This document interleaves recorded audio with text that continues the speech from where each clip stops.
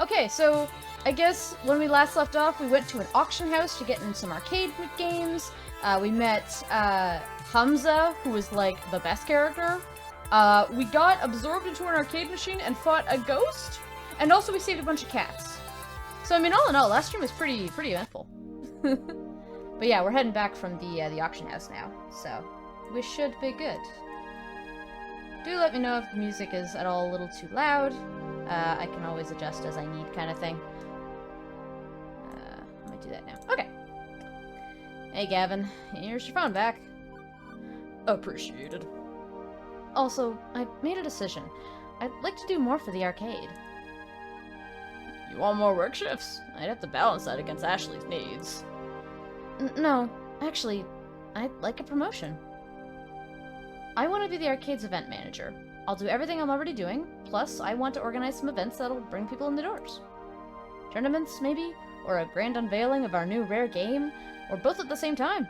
Yeah, both! Let's make it a big relaunch at the Funplex. I want the Funplex to grow, and I want to do my part to help it grow. My, oh my. My, our little Zion is growing up so fast as well. I'm in favor, Gavin, if you need my approval. Perhaps. I'm certainly pleased that you want to step up, start getting more involved. You've shown far more promise than our old floor attendant did. But hosting an event is a risky undertaking. I'll take responsibility for it. It's my dream, after all. Makes sense. I like the idea. And Gavin, more players means more tokens, means more revenue, means more games. Maybe even expanding the Funplex or opening a second location. Let's Peter. That's like the voice I'm suddenly giving him. Let's not get too ahead of ourselves. Mystery Machine, we're Scooby-Doo. Yeah, I know, right? It looks like it. But, I'll admit, I like the idea as well. Very well. Zion, if you can make the numbers in my... Oh, Jesus! Oh, thank you, the Royal I'm gonna turn that down. Oh, God, I made the game too big. Whoops! I'm gonna turn down my follow alert. Thank you so much, though. I appreciate that. How are you? How are you doing? It was nice to see you yesterday on Bon Bon Kitty's stream. Eck me! Hey, Sober, how are you? So, what game did you end up playing? Was it was a Zelda game, yeah? I'm good. Oh, I'm glad to hear that, the Roby. This is my chance. Have you heard of Arcade Spirits, either of you? It's really solid. Like, surprisingly so. I'm really impressed by this game. It's a lot of fun. I'm done going with the flow. I'm done assuming the family curse will always keep me pulled back down to the depths. New Zion, new Funplex, new dream. Oh hey, I promised you some Donna Michaels, didn't I? Gavin, I'm pairing up with the audio now. Turn the music up! As the van speeds on into the night, and a lost soul sings of games and fun, everything is as it should be. I've never heard of it, which surprises me. Oh, are you, like, dating sim connoisseur? I think it's relatively new, like, maybe it came out, like, 2019. They're doing a sequel. I mean, it garnered enough attention for a sequel, so that's really neat. Juniper was waiting for me when I got home. Juniper's her roommate. She was worried I might be mad over what happened this morning, but how can I be after everything that happened today? Let's get it! Yeah, Sober. I need to move forward, past missed opportunities and towards the opportunities I'm making for myself. Girl, I feel ya. Oh, I feel ya. This is I like actually how, like, the writing is actually quite well done. It's a relatable sort of feeling as a young adult looking for their place in the world right now. I also had another surprise waiting for me. A brand new phone, all wrapped up in shiny plastic packaging.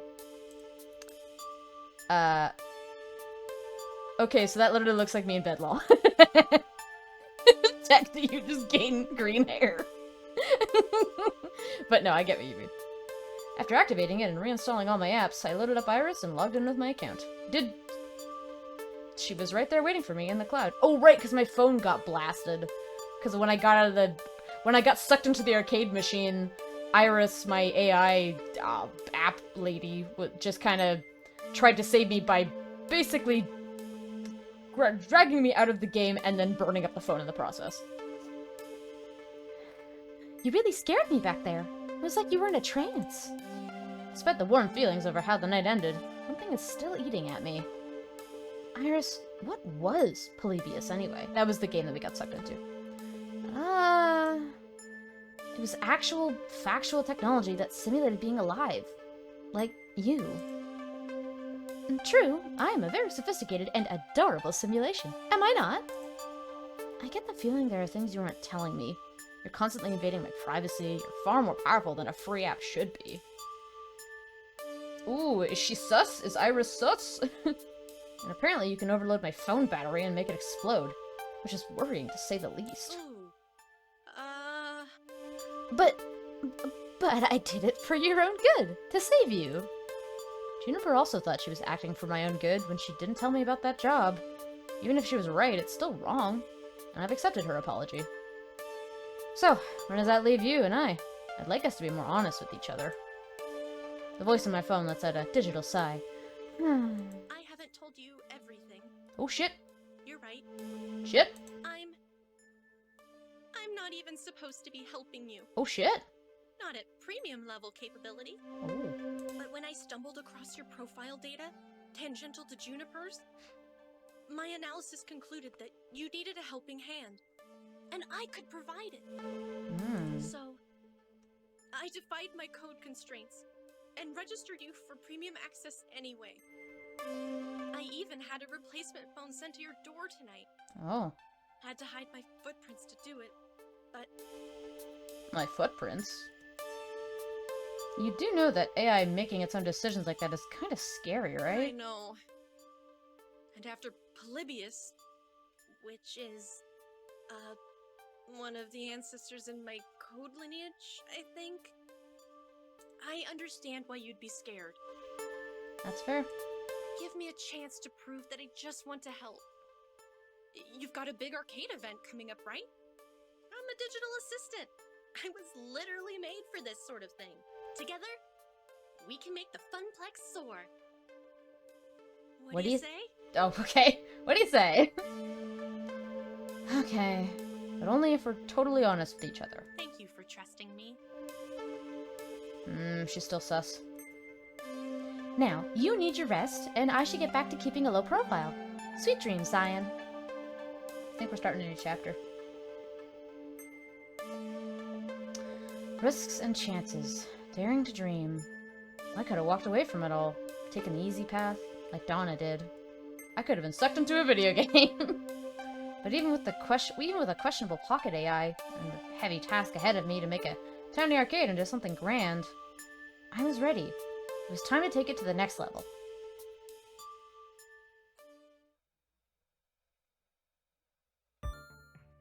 Yep, chapter 2 done. You've cleared level 2 of Arcade Spirits. A winner is you. Now, let's see your score. Looks like you're really hitting it off with Naomi. Nice. You're proving to be a gentle, sweet, and compassionate soul.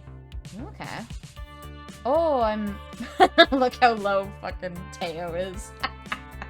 Well, he's a fuckboy, so that makes sense. Also, you've scored 9,250 points. Everybody likes points. Do I get a pizza bagel? Today's pizza fact is, of the 31,386 pizza places in the States, roughly 83% offer delivery, 91% offer takeout, and 51% offer dine-in service. Do you want to save your game before proceeding to level 3? Hell yeah. Boop. Always save.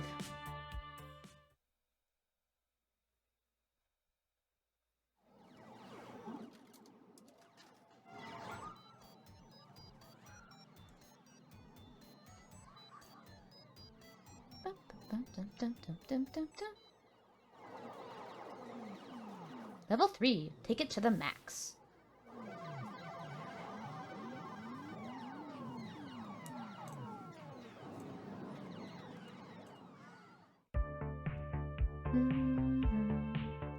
It is the future year 20XX, and today is the day. Well, not the actual big day when we reveal Wyvern Keep. Ah yes, so Wyvern Keep was a game that I won in the last stream, which was cool. But a big day in relation to that big day, and I am completely stressed out. My mission, should I choose to accept, and I kinda already chose to accept, is to spread the word about the upcoming Funplex event. The one that I'm in charge of. The one that I've put a ton of effort and hope into already. The one where, if nobody shows up, it spells doom for all. Hey, no pressure, right? I mean, if I fail, I'll only be the laughing stock of the entire Funplex, right? I'll call me the Funplex failure for the rest of my days. I'll be shamed, forced to wear a giant red F on my chest. Oh, snap out of it, Zion. Let's focus on what's right here, right now. Whoa! Specifically, a giant conglomerate horde of people that keep bumping into me and smell like corn chips. And there's nowhere to run. Oh god. I might be in a little over my head here. Working in the arcade, I've gotten used to smaller crowds. My skin has gotten a little thicker and resistant to sticky soda hands touching me accidentally. But nothing could have prepared me for the sheer scope and scale of this. Just me and, oh, I don't know, maybe 50,000 other people. I know Naomi's the one who doesn't like crowds, not me. But come on now, this isn't a crowd, it's a Gogeta-sized evacuation mosh pit. Complete with Gogeta TM-sized screens hanging overhead, constantly showing advertisements for arcade games and industry happenings. Hey, hey! Ah, Juniper. Wow, it's so exciting, isn't it, Zion? That is a word, yes. I've never really been one to these things. What a spectacle! They should give me a ticket. I really needed to get away for the weekend. Ooh. Hey, Zion, how are you holding up? Looking a little greener at the gills there. I can smile through this. I can't smile through this. Everything is fine. I can smile through this. I'm holding up. As long as I can keep my internal monologue going, I'll be able to speak frankly through my own mind. I'll be fine on the outside. It's the perfect facade. Can't you tell by my awkward smile, my eyes open wide, and the tilt of my head that I'm holding up perfectly? That's for life. This is exactly why I came here with you, to help you in your hour of need, and to get away for the weekend. But still, hour of need. It's true, Juniper has helped me get through a lot. But beyond generalities, I think she specifically wanted to make it up to me for the whole job offer situation. And even though I wasn't totally okay with that situation, I'm past it now. We're okay, Juniper and I. Generally. So what's the plan? Huh? We can't just stand around all day, Zion. There's a lot of ground we need to cover to make your Funplex a success. How are we going to attack this? What's the first move? I was just gonna sort of play it by ear. You didn't plan for this? Like, at all? I was too busy lying awake all night stressing out to worry about planning things.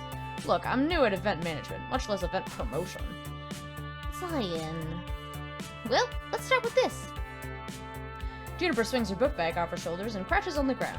She opens it up and pulls out a stack of papers. Hold these. I cradle them in my arms. Okay, I'm holding these. What are these exactly? Flyers, silly. The ones you wanted for promoting your big events. I managed to print up quite a few before the boss started giving me weird looks. Why are copy rulers always so strict at officer jobs? It's just paper, and I needed it. I flip a sheet over and I start to remember. Oh. It was about 2 weeks ago. Ah, flashback. Ashley and I were holding down the fort that day. Gavin locked himself in the office and told me that if I bothered him for anything other than an emergency, that I would not live to regret it. Francine stayed home that day. She was marathoning a competitive knitting show, or something like that. Naomi was out shopping for some extra parts. The Dig Dug TM machine was acting up again. The buttons were sticking from some kid spilling a slushie on it. So what started as a pretty boring day in an empty Funplex changed rapidly. When Teo came into the Funplex carrying an armload of giant rolled-up posters. Hello there. Hey, Zion. Hey, Ashley. Welcome home, Teo. Hiya. Good morning, my fair Teo. How's art thou? Only so freaking excited. I'm gonna explode into 1,000 bits. Please don't. That'd be an awful mess to clean up.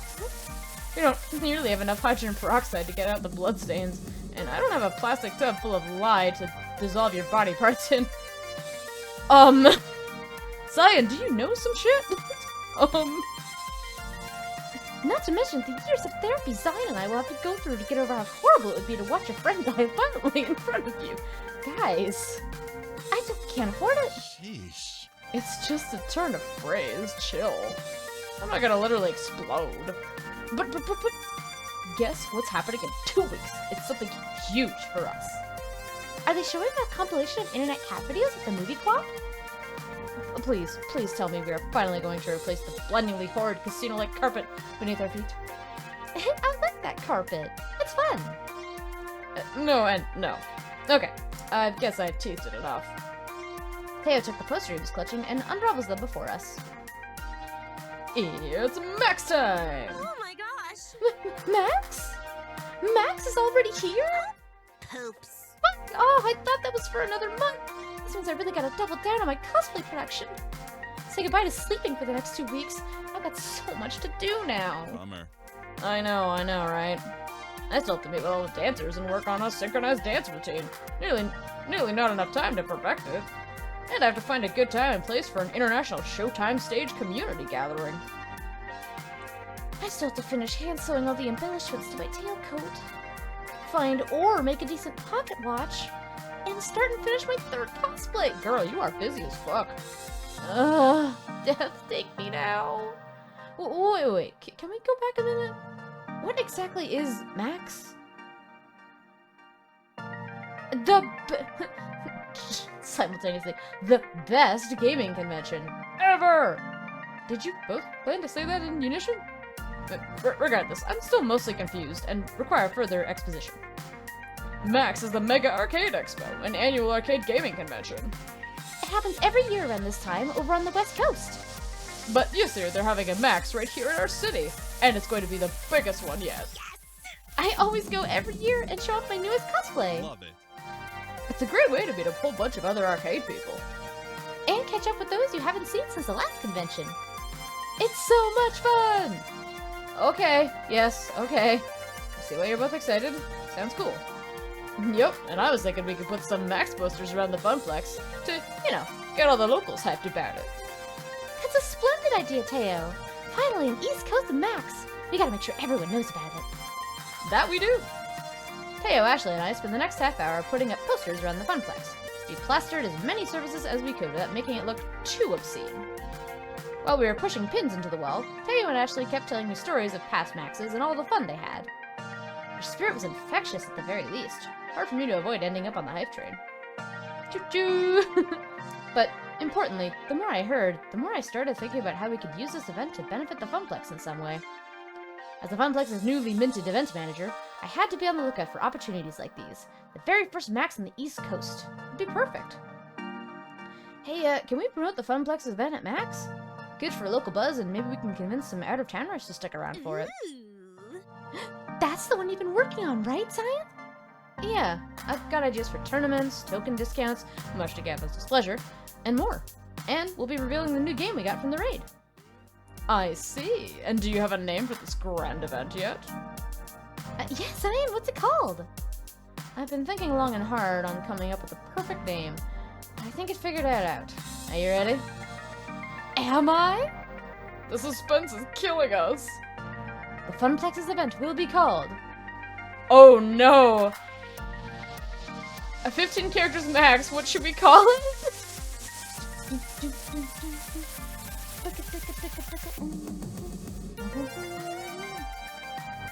Oh, what's a good event name that's like terribly awful?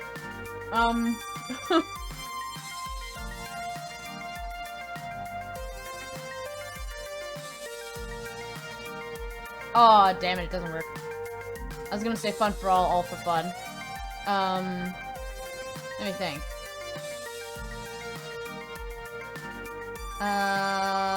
Let's say...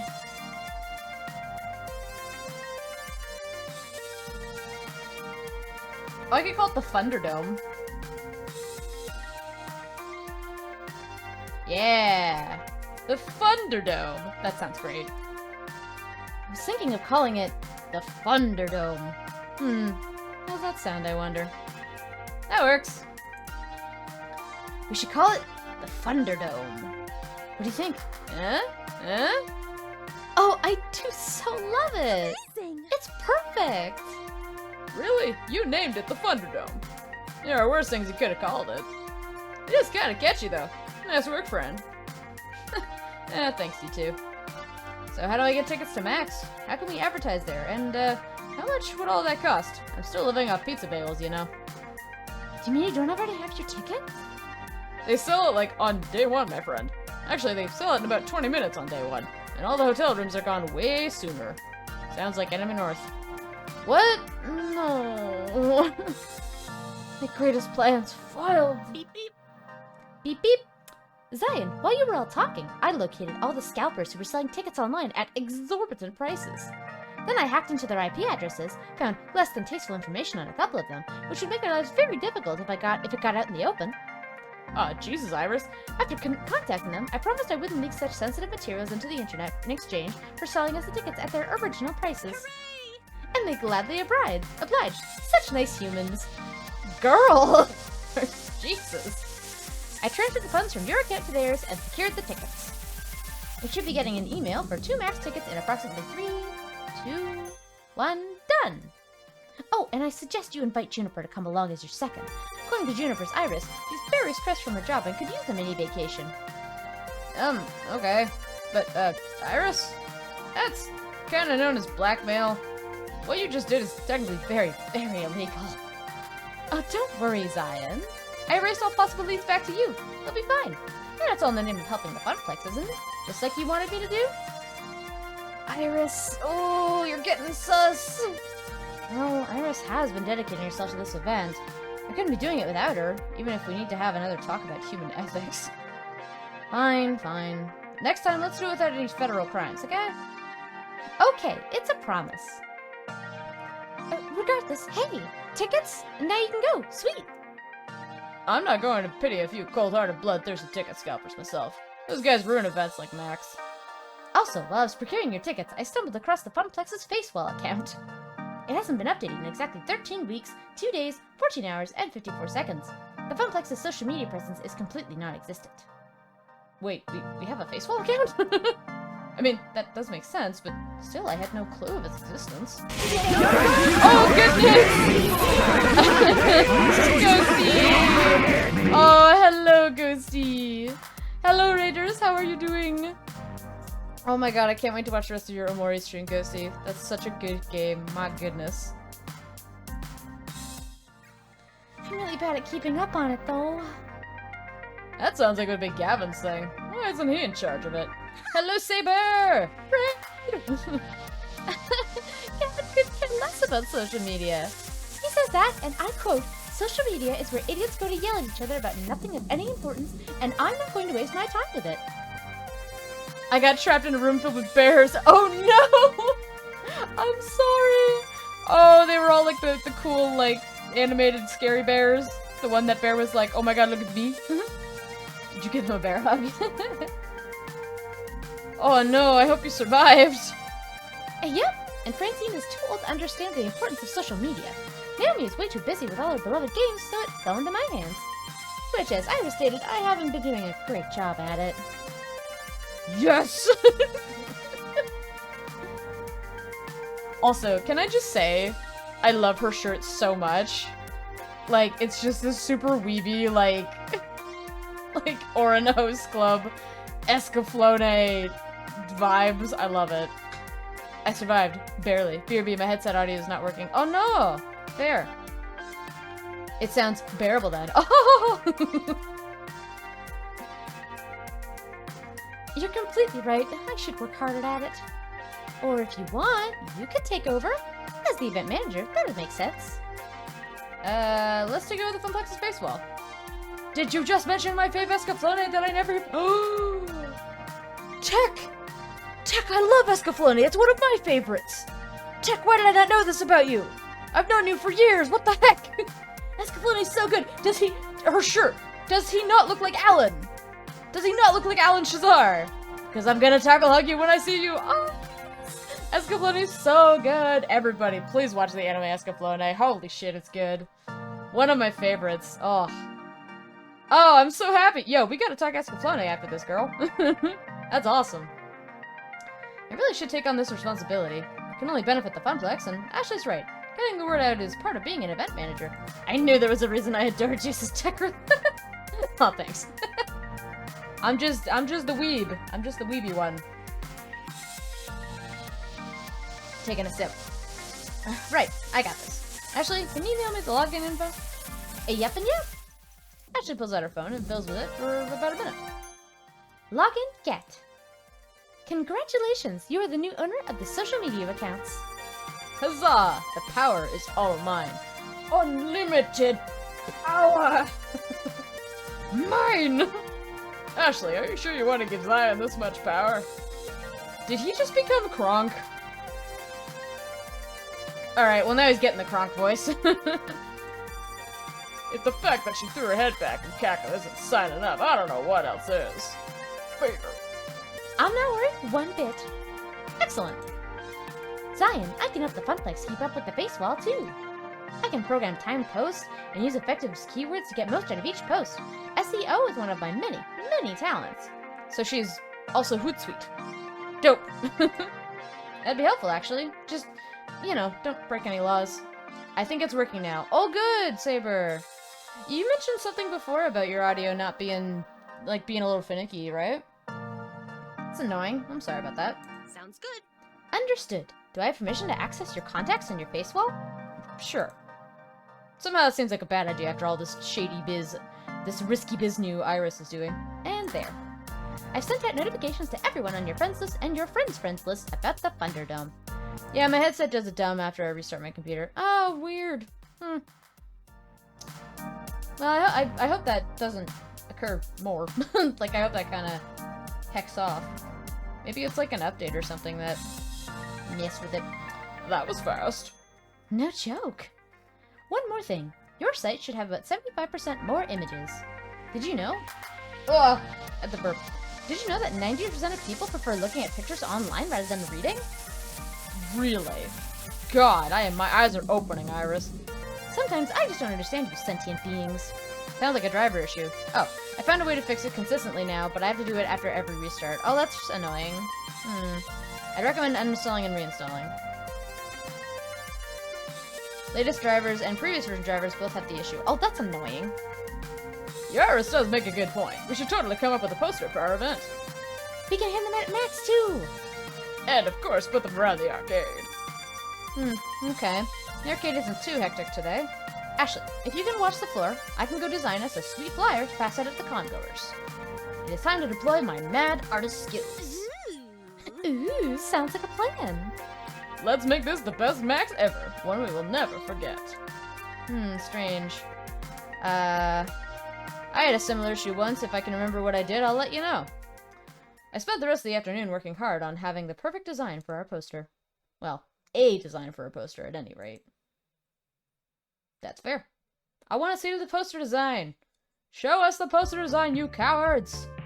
What brings you back to this, wait. I want to become famous. Oh no! Butts! Begone, butt! Thank you for noting that, Saber. Which brings me back to the stack of papers currently in my arms. But is there a cheaper option? Tech, damn it, Akami!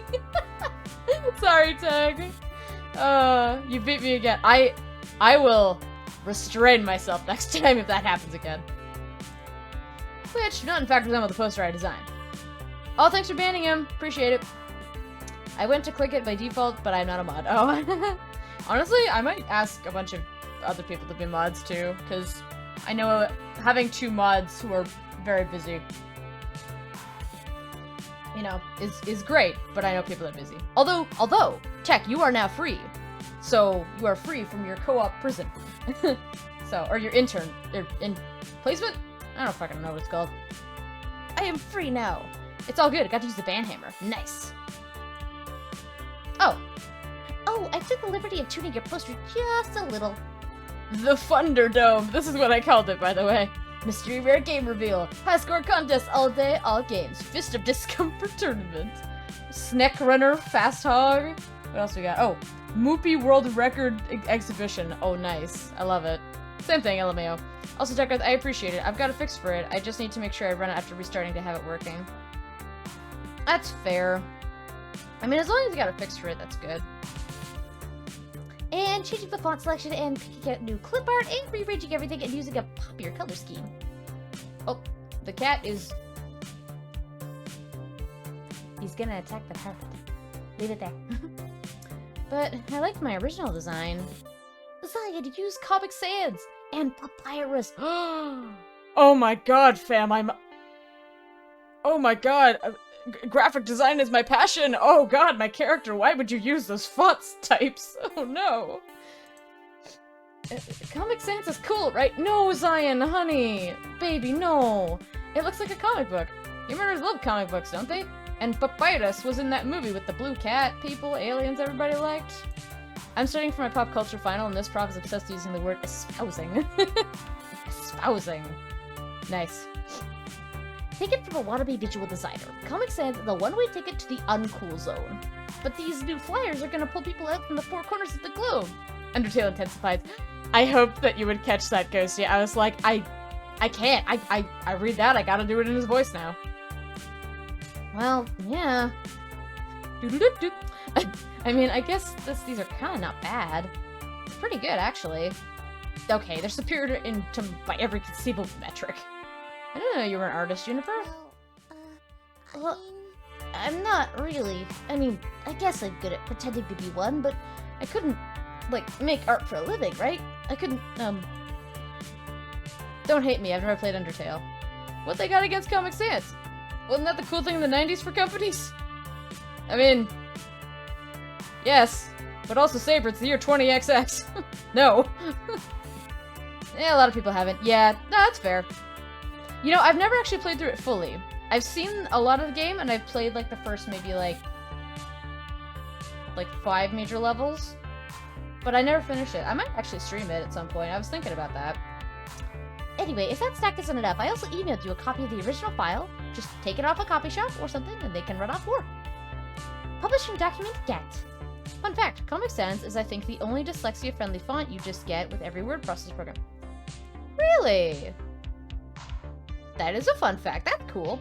Oh, it's 20XX? But they have the 90s it's like for basically everything in this game. What? Yeah, really? Well, it's an alternate history, because there was also a video game crisis boom that they basically inserted into history. So. Oh no. Wait, what? Community challenge 50%! Oh god! Oh no! Oh, I thought we would reach that much later. Jesus Christ. Okay. Thank you. I still need to figure out what game I can run that's a horror game. I'll take suggestions. Something that's low poly, or not low poly. Well, sure. Low graphic, but spooky scary. I think I might be able to run something like Amnesia on here. I need to know what the spooky horror game will be. Okay, well here's the thing, right? So, I'm just gonna do sidebar for a second. So, there's 2 games that I know I will be 100% scared by, because I haven't played them, and I know I will die. I just don't know if my computer can run them, so I'm debating whether I should just, like, go over to Aries' house and just, like, steal his external capture card. Well, ask nicely, not steal. So I can capture them, because they are Outlast and Dead Space. Because fuck. But, I can also just get a game that I can run on this computer, which would be, like, Amnesia, or, like, I don't know. Oh, maybe Resident Evil? I could probably do Resident Evil. Outlast, yes. No, Tagrith. I'd say Outlast over Dead Space. Outlast sucks! I've played, like, the first 5 minutes of it and I wanted to die. RE is an action game. Yeah, but it's got horror elements. I don't like Zambos. I was just gonna say Amnesia. Power Drill Massacre. Nice, Ghosty. Still it, don't even ask. Outlast, yes. Outlast over Dead Space. I demand Outlast. I can't play Outlast on... Okay, well, I can if I get get Ares' capture card, but I can't see him because we don't live in the same house, because COVID! The earlier ones kind of do, but not as good as Outlast. Oh, God. No! I played the, like, 5 minutes of Outlast a while ago, and I literally got into a room where there is something in the room, but the room is completely dark, and I started to tear up, and I quit the game. What's that? Mail looking me a capture card? Okay! He can throw it at you if you promise to catch. Oh, thank you, Saber. On it, I know a really good one. Well, I have a capture card, but I didn't get the external one because I thought I'd be building my PC faster because I was optimistic and anyway. Maybe if you just start yelling, "Hey, you guys!" I hope someone got that reference. Several people look around and look at us confusedly. Juniper! What? Yelling is probably not the best way to get our word out. I'm actually still waiting for Ashley and Teo to show up. They promised they would help me, so I think I'll just hang out until they arrive. Okay, so I'll mail you mine, and then you mail it back. Goonies never say die! Yes, Takra, thank you. Lol optimism. Yeah, I'm real close to just, like, going to my brother and being like, can we just get a pre-built? The graphics cards are actually insane right now, so. As you'd like. Seems my work here is done. Juniper pulls out her phone and checks it. You Funplex folks fling some flyers. As for me, there's a really cool panel I wanted to attend. How to get your foot in the door of the arcade art industry. I mean, not that I'm seriously thinking about it. Just, you know, it's interesting and stuff. Later. Oh, does she want to work at the Funplex? Aww. Oh, it's starting in 10 minutes. I'll catch up with you at home. Good luck, Zion. Do it. Pre-built is the way to go. I mean, pre-builts aren't awful. Currently, I have one. Really? There's great deals on them all the time. Yeah.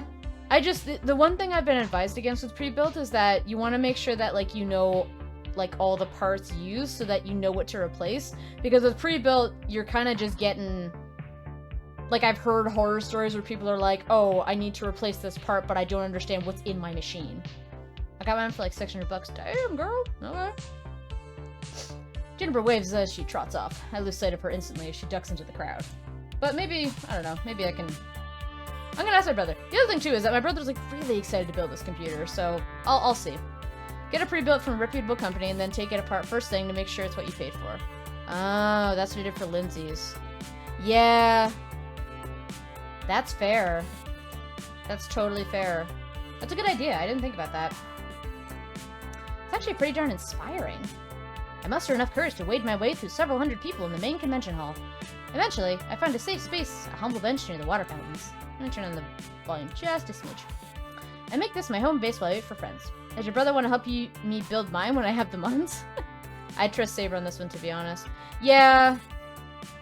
Yeah, taking it apart sounds good. I mean, I'd be worried about putting it back together, to be honest, but if I had my brother with me, he'd be helpful. Since both Teo and Ashley are running late, I have some time to fully take in my surroundings, in a calmer fashion, of course. Everywhere I look, everything I see, it's all steeped in arcade culture. Sad's built my PC. Yeah, now wait. Like, Sad's, like, physically built your PC? Like, he bought all the parts and built it? Dude, I'll trust Sad's. Sad's a great guy. I read that as, I have the funds, and I was like, how can you afford the price of GPUs right now? Plus, I mean, doing it Saber's way means you get to take something apart. Oh, whoa. Yeah, but I get so nervous about taking things apart because I don't know how to put it back together. Also, hello, Locke. I hope you're doing well. Lol, I have all of $26 to my name. I haven't got enough for a cable. Booths are set up for all the major arcade companies, each table vying for the attention of the crowd. Some of the space is set up with stages, flashing lights, and people throwing t-shirts into lines of people. But dismantling things, oh whoa! I mean, I bought the parts, but he actually built it, yes. Oh my god, cause he sent me a build. Like, he helped me pick a build, which was within my price range and everything. But my brother didn't really comment on it, and I didn't really want to just make a decision without talking to him. My brother's really busy. He's got a life. He's like 30-something, so... PCs are easy to take apart. Really? Putting them back together is just reversing that. That's fair. Okay, but I've never built a PC. I've never even assembled a PC or anything like that. Is it easy? Hey again, Ghosty and Saber. I should go to Sad's. That sounds like a great idea. Can we talk about these lines for a second, though? There are lines for everything. Lines to play games, lines to go see a panel, lines to eat disgusting convention food, lines to the bathroom. I miss this, guys. I want to cosplay at a con again. Yeah, Otaku-thon, Anime North, gimme. There have been lines to get into other lines. Just ask Sads to fly over. Yeah.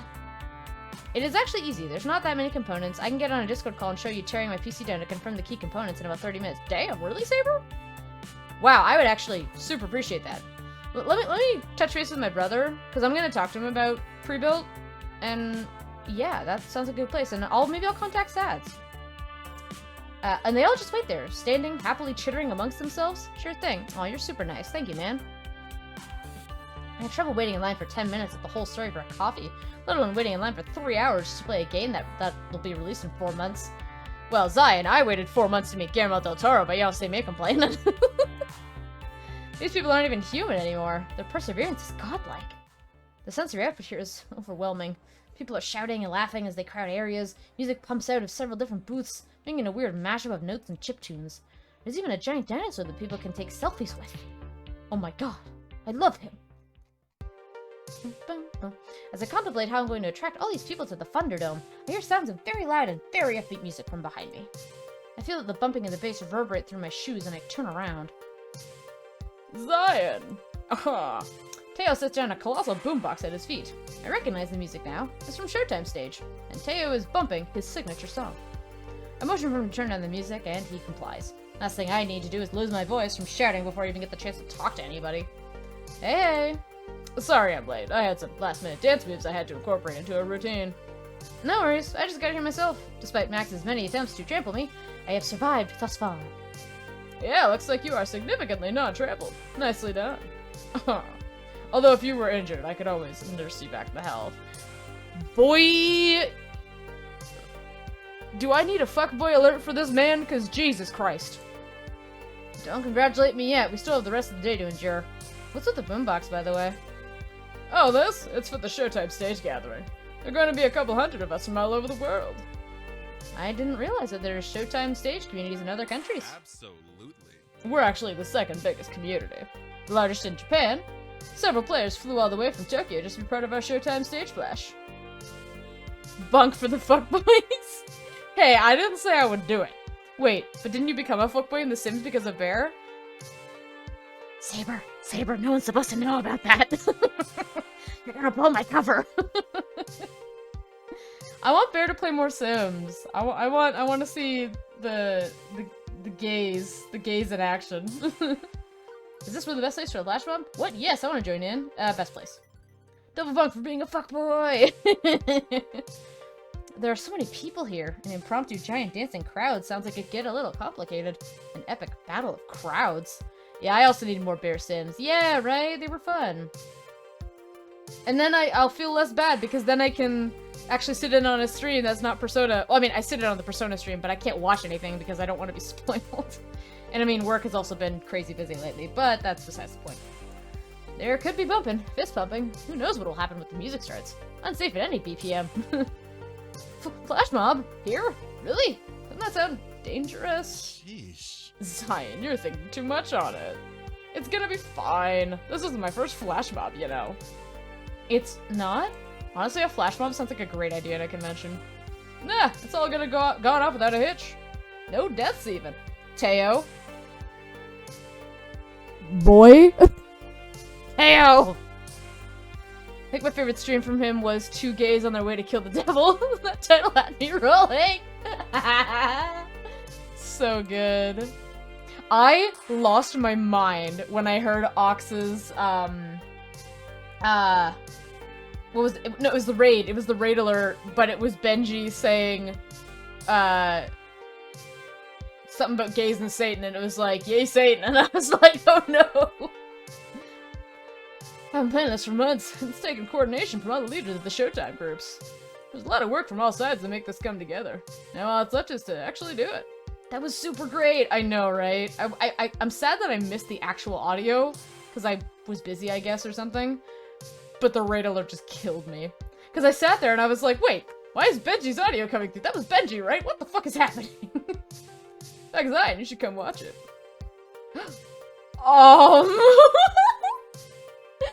Ashley! Oh my god, she looks so cute! I love her! I love Ashley so much. Oh my goodness. I was about to respond when a very elegantly dressed gentleman caught my eye. A very gentlemanly gentleman. He wore a black rubber tailcoat with an ornate sigil pinned to his breast. Accompanying his suit, he had fashioned himself with white regal gloves. With a cloth draped over his arm, he held tightly onto an antique tea kettle. As he approached, the crowd parted like waves from Moses. There were oohs and ahs from onlookers, and people pulled out their phones to get a quick picture of him. Like the rest of the crowd, I was taken aback at how immaculate this butler is. Absolute perfection! My brain sees her as a Takarazuka performer. Yo, right, Tak? Oh, I feel that. I feel that on a deeply emotional level. I want to get back to Takarazuka. I hate being busy. I felt like I had time work back to the 1800s and about to have tea with royalty. He stepped up to me and Teo and gave us a slight bow. Same! I know, right? Normally this would be ridiculously out of place, but not in an arcade mention. He's a character from a hot fighting game called Melee Maidens. Damn, nothing sucks. Truly it does. It's all about ninja maids and battle butlers duking it out for the right to save a sort of a fancy party or something. I would play that. I would FedEx that, ship it, fund it, give me that game. Oh my, I think I'm in love. The Earl Grey hot. Yes! Well, I think she'd really like that one. The middle one. Because we know she's a nerd. More of an anime nerd, though. Not really Star Trek, maybe. Tea! Yeah. We're doing tea. This cosplayer is decked out in full butler regalia, teapot and all. I think I'll play along in this charade. Just in time. The dilithium crystals are busted and the replicators are on the fritz. Number 1, make it so. Zion, it's me! Huh? How does Mystery Butler know my name? Really, Zion? Really, honey? Boo. Boo. Come on. Do I have a stalker who's also a butler? What if... We work together! Uh-huh. Did Francine hire someone and not tell me about it? How long have Gavin, Naomi, and... Ashley? It took you long enough, jeez! The confused look on your face. Priceless. Have you never seen Ashley's crossplay before? Oh, she crossplays? That's a regular thing? Hell yeah. Possibly? Probably not. What's crossplay, Cyan? Honey, we gotta talk about some stuff, okay? It's when you cosplay as another gender. Oh, okay. Ashley, seriously, you look completely different. I didn't even recognize you. It's okay, Cyan, we're all a little slow. Oh, I'm sorry. I'm sorry to let you think otherwise for a minute, but it was all in good fun. No worries. It's pretty impressive work. Oh, it's not impressive at all. She's blushing! Hello! Oh, you're so cute. I mean, I could have done a much better job at sewing the coattails, and I aimed to be like 5 inches taller, and I didn't go to the gym enough before this. You can't change any of that now, and honestly, it looks fine. Regardless, the cosplay parade is starting soon, and I need to get over there. You should come with me. I wanna go! Bye, Teo! Get the fuck out, fuckboy! Hey now, Zion. Zion was going with me to the Showtime stage gathering. Well, whatever Zion wants to do, that's her choice. That's fair. Either way, it'd be a good opportunity to promote the Thunderdome to one crowd or another. So, would you like to come with me to the cosplay parade? Or join me in the flash mob? Man, tough choice. I mean, cute butler, fuckboy, flash mob is fun, but Ashley. Immediately, Ashley. I don't give a crap. Huzzah! This way! Ashley led the way, so we weaved between people in the crowd. We traveled to the largest exhibit hall to get to the cosplayer gathering. Ashley had mentioned it was in the Pac-Man Theater, which meant risking our lives through most of the densely packed hall of the entire con. And I thought the main hall was bad, but this was 1,000 times worse. At one point, they announced that the show floor just opened up, and a huge rush of people came straight for us. It gave me flashbacks to the one time I worked shoe shop retail over the holidays. The horror. The horror! The gamer stampede came straight toward us, wild eyes and groping hands. I thought for sure I was going to get trampled to death. For the last second, Ashley pulled me to safety. Thanks, girl. Excuse me. You gotta be more careful, Zion. Don't lose sight of me. Oh, grab my coattail, boo. She points to her eye. She points to her eyes and then back to mine. Our eyes now locked forever in a mystical eye-locking spell. Ooh. Eventually, after several more attempts on my life through various death by copious amounts of people, we make our way to the Pac-Man Theater. Nice. The theater was huge, capable of packing in several hundred people. Most of these seats were already taken, too, and people were milling around the auditorium aisles. My floor attendant senses detected this as a fire hazard, but... A huge stage had been set up in front of us, where normally there'd be a table for the speakers, like in a panel discussion forum. Since the theater is so large, they placed projector screens on either side of the stage, so whatever is happening can be seen by those sitting in the back row. It's safe to assume that this is one of the auditoriums this is one of the auditoriums saved for the more popular panels, and now the Cosplay Parade? Ashley, what exactly is a Cosplay Parade? Oh, I'm so glad you asked, Zion. Let's see. It's where all the cosplayers get together, line up, and show off their latest creations for the masses on the theater stage up front there. Now that I think about it, kind of self-explanatory, right? Sometimes they even give prizes to the best cosplayers, but this one is pretty chill. No prizes? Not even a shiny plastic cup to heft over your head? Maybe one day. Today we're here to appreciate each other's talents and have fun. Before I can interject again, Ashley runs over to a person dressed as a maid. It looks very uniform to Ashley's butler cosplay. Maybe they're from the same game? Oh my gosh! Oh my gosh, I absolutely adore your Mia from Melee Maidens! It's totally cute, and your sword incredible! Oh, thank you. I made it from craft foam and Warpla. It only took like 30 hours to do. That's so professional looking! Dang! And I can't get over how dapper your Angus is! The details you put into the pocket watch are phenomenal. I actually found the watch at a thrift shop, and then just molded the extra embellishments on with clay. This went on for some time. But this is literally cosplayer talk, though. Like, for real. I felt it would be rude to interrupt Ashley when she's obviously having so much fun being part of her community. As I continued to chat about making costumes, I noted that more and more cosplayers were filling into the theater. For once in my life, I actually felt uncomfortable wearing my usual comfy-as-heck hoodie. I felt underdressed compared to all the Melee Maidens cosplayers. Seriously, was this a costume ball or a black tie gala? Not even mentioning the congregation of feathers, capes, props, weapons, and wings. And someone in a giant poopy costume made out of square foam pixels. Percy would be delighted to see that.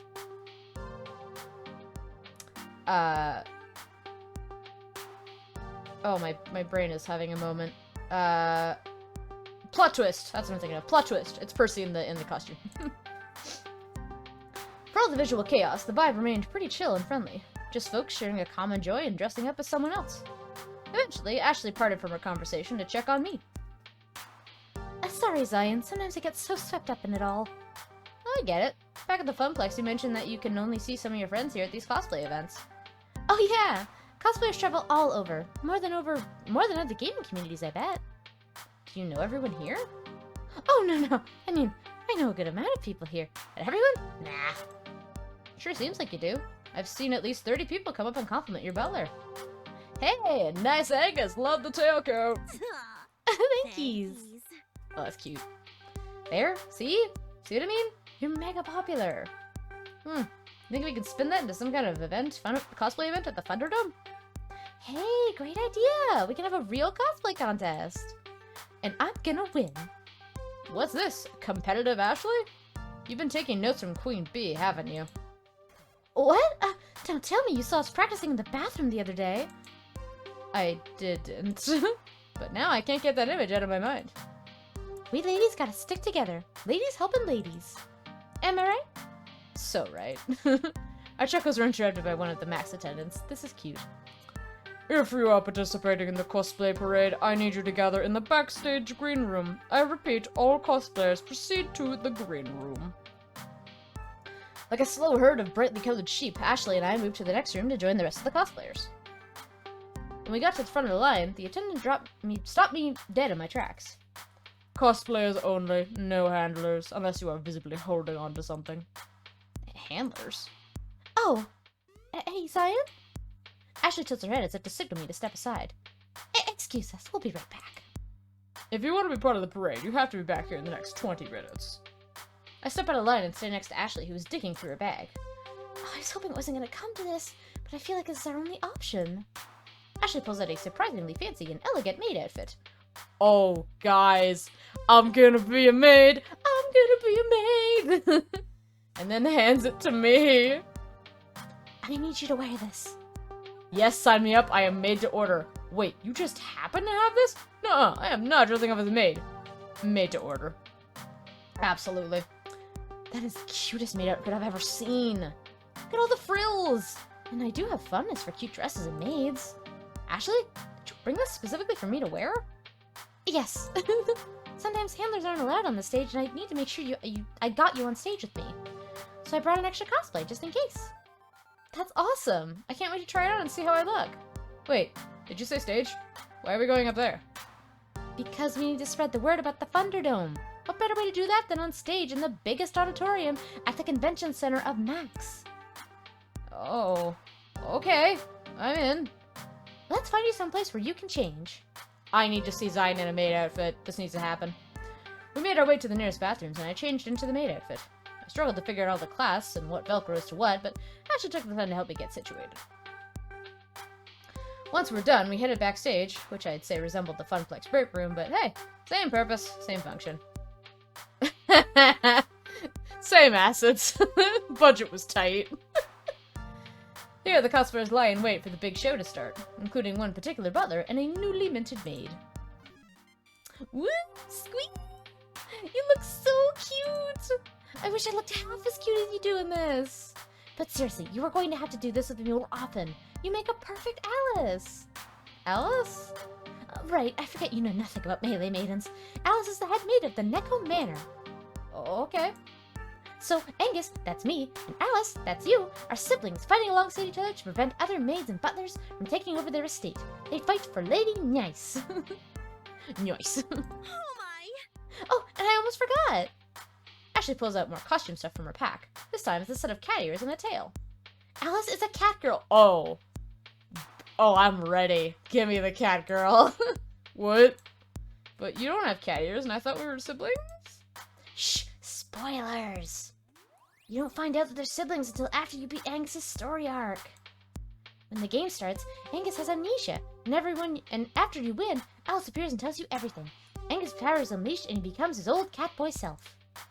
It also unlocks an extra skin you can play with, but hey, we've gotten very far off track. Satisfied? Any more questions?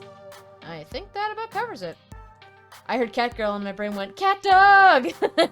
Oh no. Bone to the bone with a little cat dog.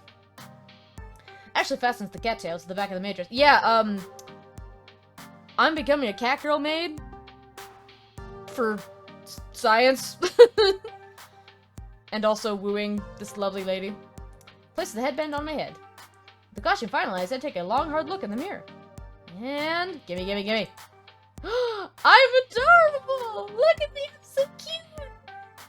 Oh my god, I'm so cute! I love it. Gotta woo these lickable pixels. Yeah, truly. She's so cute. I love her. Oh good, Katie and Steph are here. Who?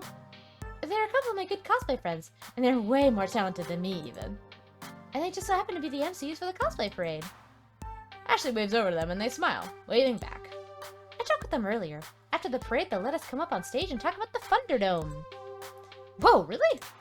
Really? Thank you so much, Ashley. That'll help a ton. Yeah, helps to know people sometimes. We found a few other cosplayers who were dressed up as other Melee Maidens characters, and we all formed into a group. Even though we were together, Ashley and I kept to ourselves save for pleasantries. Okay, but Tekrith, the ultimate person we gotta woo right now. It's a tie right now for me between Queen Bee and Percy. Percy is freaking adorable, and I need to date him. Max attendant came back to us to give a final warning before we went on stage. Everyone, listen up. We've got 10 minutes before the parade. Make sure you're all ready to go. I think I'm experiencing performance anxiety. My heart rate's increased and I feel flushed. This pressure to look perfect is too much. Ashley, do I look okay? Are my ears on straight? What about the tail? You look fine, trust me. Amazing! You're the best cat girl maid I've ever seen. I bet you say that to all your cosplay friends. I don't. Honest. Well, I think that your, what did you call it, crossplay? It's fantastic. Why did you choose to crossplay as Angus, anyway? I would have expected you to be one of the other fancy maids. I crossplay because that's what makes me feel most comfortable.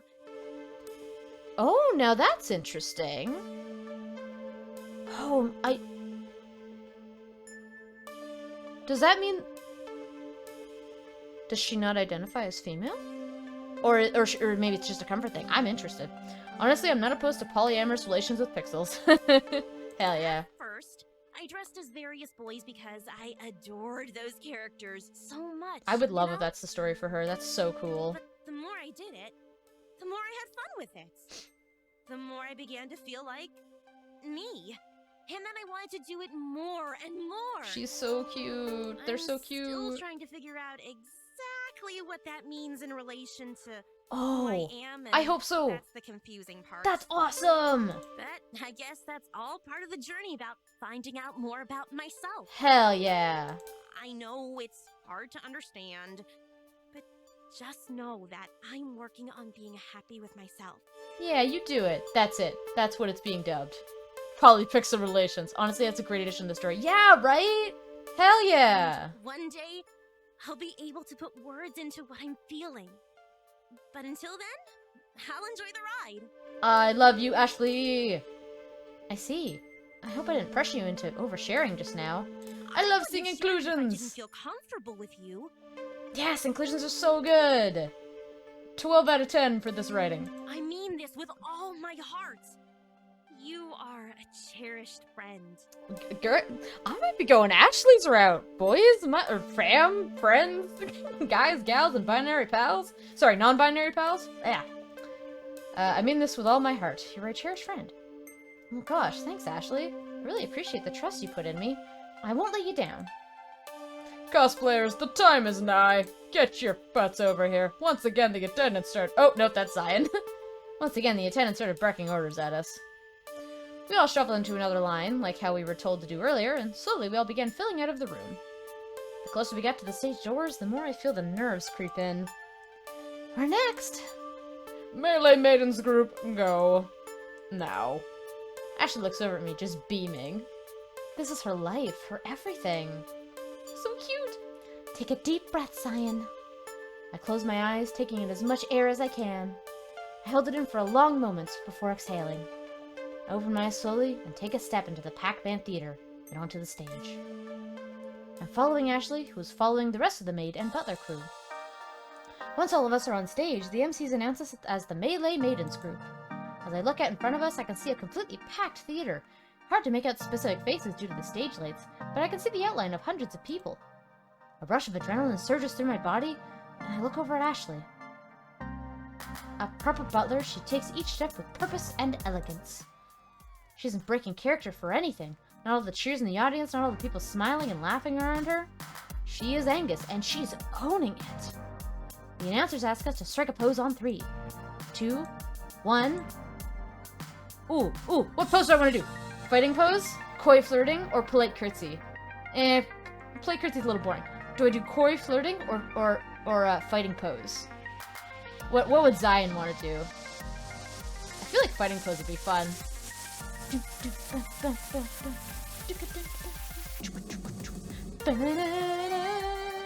Still my favorite song. Fight! Fighting pose! Alright. I bring out my fists ready for some fisticuffs. Not that I've ever taken a martial arts class, but I've seen enough martial arts games to know some basic style. Nice! We finished holding our poses long enough for everyone in the audience to get a good amount of pictures of us. And once a sufficient amount of snaps have been snapped, an MC instructs us to stay on the stage, passing Ashley a microphone for the Thunderdome announcement. Oh, because I called it the Thunderdome, I got it. Thank you. Thank you, everyone. It means so much to us that you could join my sister Alice here. Oh no, I gotta do a voice. It means so much to us that you can join my sister Alice here, and I here at Neko Manor. As you know, we adore organizing exorbitant galas at Lady Nice's estate. However, Alice and I are planning a very extravagant event at a very extravagant location. Go on, Alice, tell them everything. Ashley hands the mic to me. Watching her never break character has inspired me to play along too. That's right, Angus. Next weekend we'll be hosting a costume contest at Francine's Arcade Funplex at the Twin Pines Mall. It's all part of the Thunderdome, along with a Fist of Discomfort tournament, a world record attempt on Moopy's Magical Maze, and the reveal of a rare and mysterious game. Oh my! First time the public will have seen it? You know it, brother. This isn't the event to miss. It'll be the most noteworthy event of the season. And remember, this is a private affair, so please only tell your closest friends. Wink. Ashley winks to the audience before bowing. That's cute. Another rush of cheers fills the theater as we walk off stage for a second time. That was cute. The MCs give their closing words and dismiss the audience. As people begin exiting the auditorium, I feel my phone vibrate in my hidden dress pocket. At first it was just a couple of vibrations, but before I could realize what was happening, my phone starts seizing. What the? Uh-oh. I pulled my phone from my pocket and saw the Funplex's face wall had over 1,000 shiny new likes. Ooh! No, really, what the hell? Listen. Hey, listen. The Cosplay Parade is a huge part of every max and generates thousands of photos and articles online. Also, it was being live streamed. Ashley, you failed to mention that part. Well, you seem so nervous, I didn't want to make it worse. Good work. And that act you pulled just now has generated a 700% increase of traffic on our site. I also gobbled up some paid keywords, so if anyone posts about cosplay at Max, you'll see an ad for the Thunderdome. Pretty genius, right? Damn, girl. It's like when you click on images of maid outfits while you're surfing the internet, and then see an ad for buying one right on your face wall. Oh, it looks like you finally got one. Busted. Iris, stop looking at my browser history. Is that command or file name? But that's deeply embedded within my program. Fine, just keep it private, okay? Done. Quickly, I scanned my own face wall, and even people I know who weren't arcaders were talking up a storm about it. I also could hear cosplayers discussing it as we waited for the auditorium to clear out. I can't wait till next weekend. That the Thunderdome thing sounds like a blast. I am totally going to that Funplex place. Do I want to wear my cosplay there? Simon, we did it! I had lots of help from you too, Ashley. Don't count yourself out. We make a pretty great team. It was great to hear all the buzz around the cosplay community, and Iris really helped with the social media aspect. I can't believe it was that easy. I mean, tiring, but easy. That was great fun and all, but I'm completely exhausted. Me too. Yeah, you know that feeling after like a big cosplay event where like you go into your hotel room and you just take off your wig, which is like your head is severely itchy and you want to die because you're so tired? That's what they're feeling. I need a break from all this. Some time to collect my thoughts and rest my eyes from all these flashing lights. You hear that Gavin and Naomi are running a pop-up arcade for the Funplex? A bunch of other local arcades are doing the same over in Hall B. Sadly, I sadly don't. Tech, you should cosplay. When cons are open again. You know what? I would do an Escaflowne cosplay with you, like a cosplay group with you. That'd be so much fun, Tech. I actually really wanted to cosplay from Escaflowne for a long time. Like, I will be fucking Angsty Vaughn, I will be Hitomi, I will be, Malerna, like, all of them. I'll be Delandau, but I don't know how to fucking make armor. Yes! I don't know that feeling either. It's interesting, Lonk. It's interesting. It's a good feeling, because you're like, I've accomplished much by the end of the day. But I haven't cosplayed since maybe 2016, 2017. It's a good time, but life just got busy. Might be worth stepping out there for a breather with some friends. And make sure they aren't slacking. That sounds like a solid plan. You want to come with me? Not quite yet. I need to do some touch-ups on my makeup. But how about I meet you there later? Great, see you soon. I really need to rewatch/reread Escaflowne. Oh, did you read the manga too? Yo, Tech, there's did you watch it dubbed? Like the full show dubbed or subbed? Cause there's a new dub came out in 2016 and Funimation re-released it. It's actually pretty good. I like the sub personally. I did. Nice. And it's cool too because they actually have like the old dub on Fox was kind of like cut up and censored in a way, like they edited it a little bit. But weirdly enough, only the first 7 episodes they edited. So like 8 to 24 or whatever there are in the original dub is just pure like the Japanese edits. So what the new version, the new release did was they did do a redub, but they included the old dub so you can literally be like, all right, I can completely watch, you know, the show unedited, you know, all episodes newly dubbed. We can do that. Or you can watch the first 7 episodes, you know, cut up with the old dub, and then still keep the old dub for like episodes 8 to 24. It's really interesting. It's a very interesting way to do it. I was so sad they ended so soon. Yeah! It's good. I waved to Ashley as I make my way towards the restrooms to get changed back into my usual clothes for the time being. And then it's off to Exhibit Hall B on the lookout for Gavin's serious face or Naomi's kind one. Alright. Let's see. Exhibit Hall B. It very much resembles Exhibit Hall A, where I started my day. Industry types, dealers, swags, crowds. Well, there's definitely more actual arcade games here, as local places have set up pop-up arcades all over the place. Hard to notice the smaller displays with the giant garish Deco's Palace display eating up the center, but I managed to crawl my way around the edges to find... Hello! Oh, Percy's here too! Hello, Percy! Well now, pretty much everyone's else in the crew, save for Francine. Teo and Ashley are still off hanging out with their respective communities. I've got some time. Maybe I can bend someone's ear meanwhile. Let's see, what's everyone doing right now? Percy! Percy! Percy!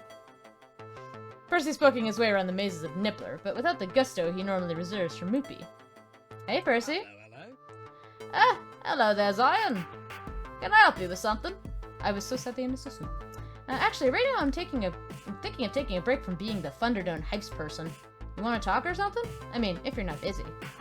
I doubt I'm anywhere close to 1 billion on Nibbler, so I may as well step away for a bit, chat a spot, then maybe go play other games. Certainly, let's depart. I love him. The two of us find a semi-quiet spot between 2 display booths to take a breather from all the digital hustle and bustle of the arcade scene. Anyway, Nibbler's no Moopy. Lacks the depth of a good Moopy run in my opinion.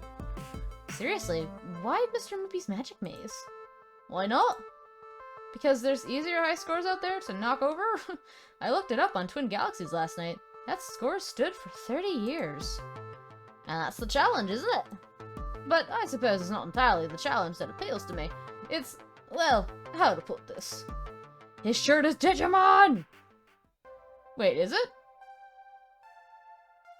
Wait, I thought it was a wizard. It's personal.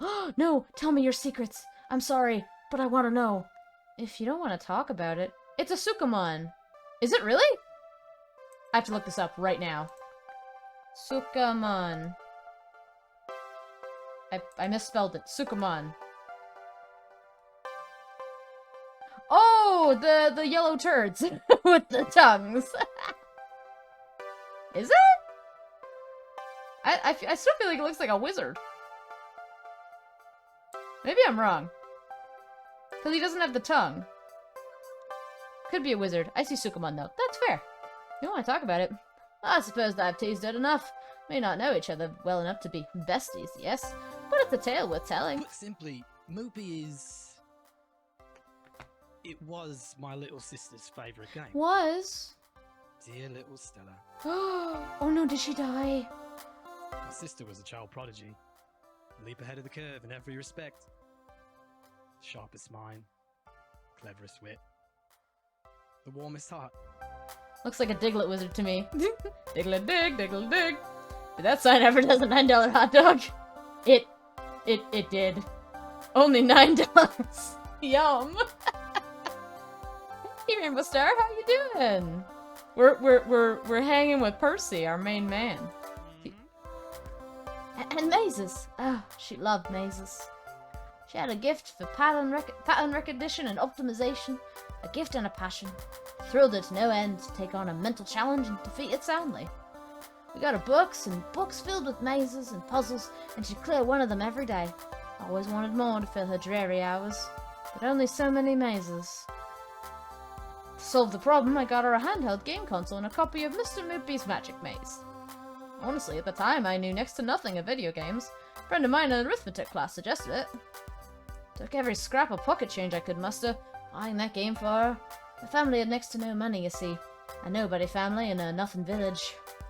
Well, I suppose you can relate, yeah? I can relate, yes. My family had a lot of troubles as well. I've struggled, yes, but kept level.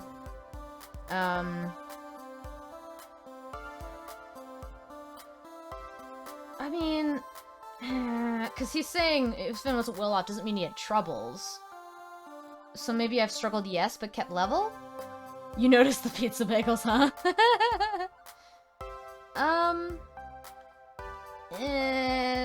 This one sounds more personal. I'm gonna try it. I'm gonna try My Family Had a Lot of Troubles. That's- oh, it's love. Okay. We started out with money, I guess, but that didn't last long. Eventually things like video games were just out of reach. My parents loved me and tried so hard, but... well, the family's curse kept getting in the way. Downsizing, pink slips, bad luck, again and again. And yet, here you are, doing what you love, despite it not quite alleviating all hardships. I'm busting my butt here at Max to turn things in an upward direction, though. Indeed, a fine ambition, I'd say. So, the game helps feed my sister's need for greater and greater challenges. That's the key to Mr. Moopy, you see. It generates pseudo-random mazes. Feeling crampy, ate so much bread at dinner, it was... Pizza? Pizza night. Nice. I mean, I'm sorry about your cramps, that really sucks. T Rainbow Star, if you look at the community challenge, we were at 50% of the way there. I blame you for hyping people up last time. I feel like food cramps are worth it, mostly. That being said, I could go for a $9 hot dog. T Rainbow Star, no, don't pay $9 for a hot dog. Don't listen to this game. Pseudo, as opposed to, well, it's early 1908X technology. Depending on your path through the mazes, you can precede the randomness. It's part of the challenge, playing the game of the game. And still, I could play the game of the game like no other. Better than I could, even. She no doubt have beaten the high score by now. Her name up in lights is the champion to unseat a 30-year legacy. And that's why I'm a maniac for Mr. Moopy. I wait for him to continue, but nope, that's it. I think I understand, though. Stella can't take the score herself. Not anymore. You're trying to beat it before she can. Stella can't take the... Yeah. You keep using the past tense when describing your sister. I'm sorry for your loss, Percy. I'm sure she was every bit as bright and clever and warm as you described. Wish I could have met her. Just go to Ballpark. You're lucky if it's only $9. Everyone add to the horror story points thing. Oh. Aww. Thank you, Zion. Oh, her loss has certainly left a hole in the world. When she passed a few years ago, all the potential, all the brilliance, gone. Also, I did change the question of the day. I remember Tekrith. Percy sighs deeply, letting the memory wash over him and pass. If not for the heart condition, despite everything we tried, everything I did, in the end, it was simply too much. Aw, Percy, baby, it's okay. Question of the day. What is one place you'd love to visit after this pandemic is over and done with? Your answer had better be me. JK. One place I'd like to visit. I mean, the obvious answer is Iceland, but I'd want to... You know what? No. I want to go to, Scotland. I want to see, like, the Scottish castles, but specifically, I want to go to the Scottish Isles. Like, I want to go to, like, the Hebrides and and Shetland and Orkney, all those ones. They all sound so interesting. I want to go to the Viking Festival, too. I think it's on Shetland. I mean, maybe they don't do it... Well, they don't do it now, certainly, because it's COVID, but... Ooh, the other land of my people! I am waiting for 2,000 Eka points so I can add the max. Oh, T Rainbow Star, thank you. I just want to get out of Canada. I just want to get out of Ontario, T Rainbow Star, my goodness. Sri Lanka. Oh, yeah, Sri Lanka would be cool. Sri Lanka would be very interesting. And now, Mr. Moopy is my connection to Stella. She dreamed of beating it, but the little handheld version she had wasn't quite the equal of the original. It's very good. I just want to be out of my house. Japan would be dope. Japan would be great. I've never been to Japan. May have left every day for placement, but then it doesn't count. So, one day, I'm going to take down the score. And I'm going to do it in her name. Aww. I'll put her initials at the top of that scoreboard. S-I-S. 3.5 million points by Percival James Sinclair. Earned in honor of Stella Isabel Sinclair. Aww, that's so cute. I know that on that day, somewhere she'll be smiling at me and saying, "Good show, Percy. Good show." Oh, I'm sad now. Oh no. I should probably also visit the islands at some point. Yeah! It must be interesting, like, when you probably hear people talk about it, like, with actually living in Scotland. Because I don't know what your initial reaction would be, but if anyone was like, yeah, I want to come to Ontario, I'd be like, don't. Not because of just COVID, obviously, but, like, it's okay. I'd like to get to England finally so I can see my sister. Is your sister in England, Tekrith? I just want to be out of my house. Ontario isn't special. Yes. She is. That's cool. What's she doing in England? What's her job? Or is she studying there? Despite the sadness of the story, I Can't help but smile at the ending. Well, on the day you beat the score for her, event manager Zion will be there to cheer you on. Thank you, love. It's appreciated. He called me love! But I know that's kind of like slang, but I'll still take it. She lives 20 minutes from Cambridge, born there. Oh, really? She's actually an author. Yo, that's so cool! I've been to Ireland and England. I prefer Ireland. Oh, Ireland looks so gorgeous. My brother went to Ireland and England on like a trip many, many years ago. Ireland looks gorgeous. Two of us make our way back to the mini funplex. Him to resume gaming, me to catch up with Teo and Ashley again. Ba-na-na-na, ba-na-na-na-na. My current status? Sitting. And enjoying it. Took a few minutes of searching and stalking, but eventually I found an open seat in the pop-up arcade. While the sit is satisfying, the rest of everything else is miserable. My feet are sore from walking all over, and I don't remember the last time I ate. I feel dehydrated and I have a slight headache from all the noise. And there are still 4 more hours of max left. Oh, if Gavin saw me in my current state. Leaning back, arms at my side, completely exhausted. I can picture it clearly. He'd be looming over me with his dark, unfettered eyes. He would lean in close and frown. Grumbling, he'd say, "Zion, may I remind you, these seats are for patrons only." I'd actually like to go to Australia. I must touch all the animals. Australia would be cool, too. My god, lots of neat places to visit, right? I ought to be sighed just thinking about it. As luck would have it, though, Gavin and Naomi are huddled over the Galaga cabinet trying to figure out why the monitor's not working. Freedom. My buns are experiencing the best freedom has to offer. And while my body feels like it could collapse at any moment, I feel good about it. Right? Getting the word out about the Thunderdome was great. Seeing people's face light up with excitement is why I'm really here. I'd love to go back to Africa. Yeah, that was cool that you got to go to Africa, to Rainbow Star. That's neat. Where in Africa did you go? I forget. Plus, spending time with Ashley was an added bonus. She certainly got passion to spare. I smiled to myself. The pain in my heels and the grumbling in my tummy. Worth it. While enjoying the respite, I let my eyes close for a moment. And of course, the second I do that, I hear footfalls going in. Namibia. Right. Nice. Very nice. Hi, Bibliss, how are you? Good to have you in the stream. I hope you're doing well. Africa would be nice. I want to do a safari. I would love to see Cape Town. Is it Cape Town or Cope Town? I think it's Cape Town. That'd be cool.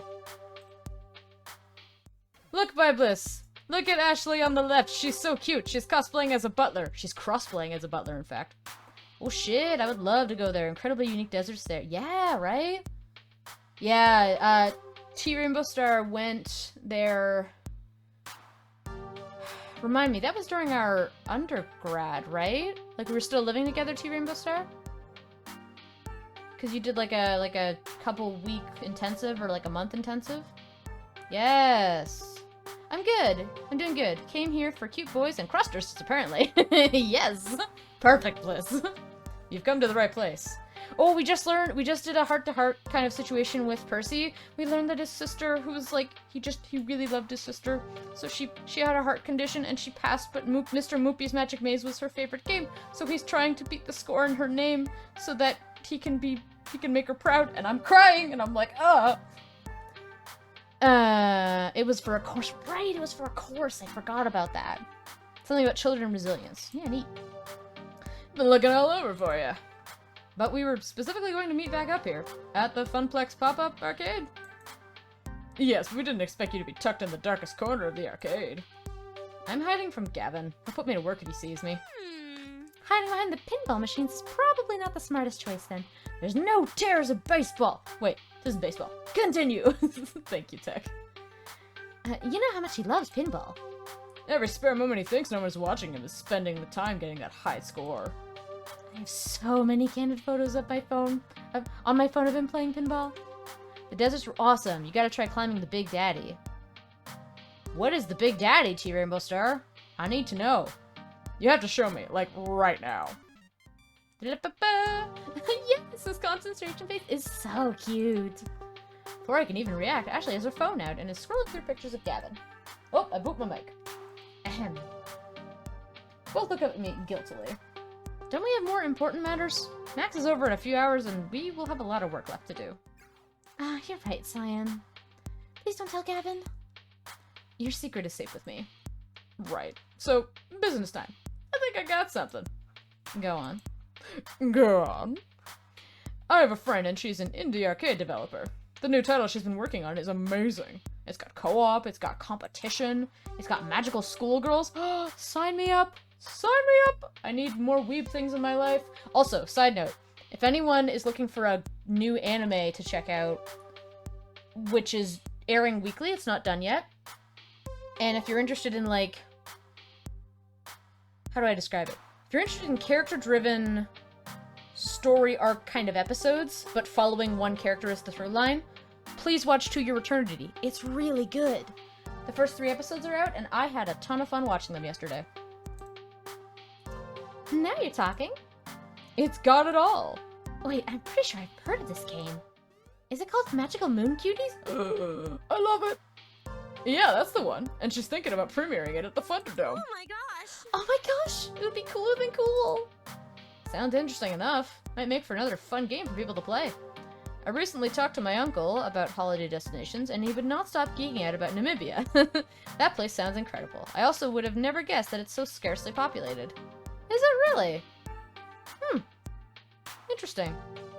I wanna travel. Like, I need money, and I wanna travel, and I need it to not be fucking COVID. Oh, thank you to your Rainbow Star. Here, I'm curious now. Can I make a display capture? Maybe we'll do that. 'Cause I wanna see. I wanna see the Big Daddy. Alright, let's see. Oh, it's a big sand dune. The tallest dune in the Susseblé area. This magnificent dune is situated between Susseblé and Deadblé, and at 325 meters it dwarfs the other dunes. Big Daddy may be the highest dune in the area, however it is not the highest dune in the Namibia desert. Ah. Cool. Neat. Thanks. Well, you learn something new every day, right? Let me just turn that off. Back to the game. Ooh. Thanks for sharing that, Tier Mister. Definitely. My friend is somewhat renowned? Is that a verb? Okay. It's somewhat renowned in the indie scene, and the game's been in development for years. I'm sure it would create some buzz at least. The more you know. Are you kidding, Teo? We'd be the talk of the arcade world. I do like being the talk of world-sized things. Let's go check it out. I stand up, invigorated by the news. Excuse me, oh my god, I'm sorry, I'm burpy. As I start walking back toward the hall with Teo, I hear a call from behind me. Wait! I turn around and see Ashley standing there, fidgeting. Her green eyes are darting back and forth nervously. Ashley? I too have a plan. She motions for us to come back towards her, which we do. Huh? What's your idea, Ashley? Puts her arm around Teo and the other one around me, huddling to the 3 of us together. This is cute. So what I'm proposing might not be the most legal course of action. Do I even want to know? You've seen the huge monitors hanging from the ceiling in the middle of the major halls, right? How could I miss them? They're constantly bombarding us with ads and false hopes of high-quality convention food for $9 a pop. No matter how amazingly tempting that $9 hot dog looks on the big screen, don't even think about it. More you know. I tried alligator there too. Tastes like chicken. Whoa, really? How was it cooked? Was it like grilled? Interesting. I got whipped in the leg by a gator. What? Is Teo less rude than when we first met him? He's a little less rude. He's still a bit of a fuckboy. He basically was like, oh yeah, let's do a flash mob. Like, yeah, let's help out and promote the Funplex. But also, I can help you out, boo. And I'm like, nope, still a fuckboy. Goodbye. I haven't spent like any time with him. Exactly my point. Everyone is looking at it. I know a way to sneak into the back area. All we have to do is break into the main communication center and upload the flyer Zion made into the rotation. Whoa! You wanna do what? Shh, keep your voice down, Teo. Unless you want to get arrested for being an accomplice. It's a genius plan. Everyone at the Max will see our name in lights. Okay, so yeah, that's a less than legal way of getting the word out. But I have to admit, you've got me intrigued. And it definitely worked, but I don't know. Trust me. What about Of course, we need to go in disguise. I'm already nicely disguised, but Zion would need to switch into something way more distracting. Like a maid girl cat outfit? Mhm. Why more distracting exactly? To distract from your base, of course. Because I'm so pretty and I love you. Ashley, I love you! I went to a reptile show and the guy walked by with it as it whipped its tail around. Oh, really? That's pretty funny.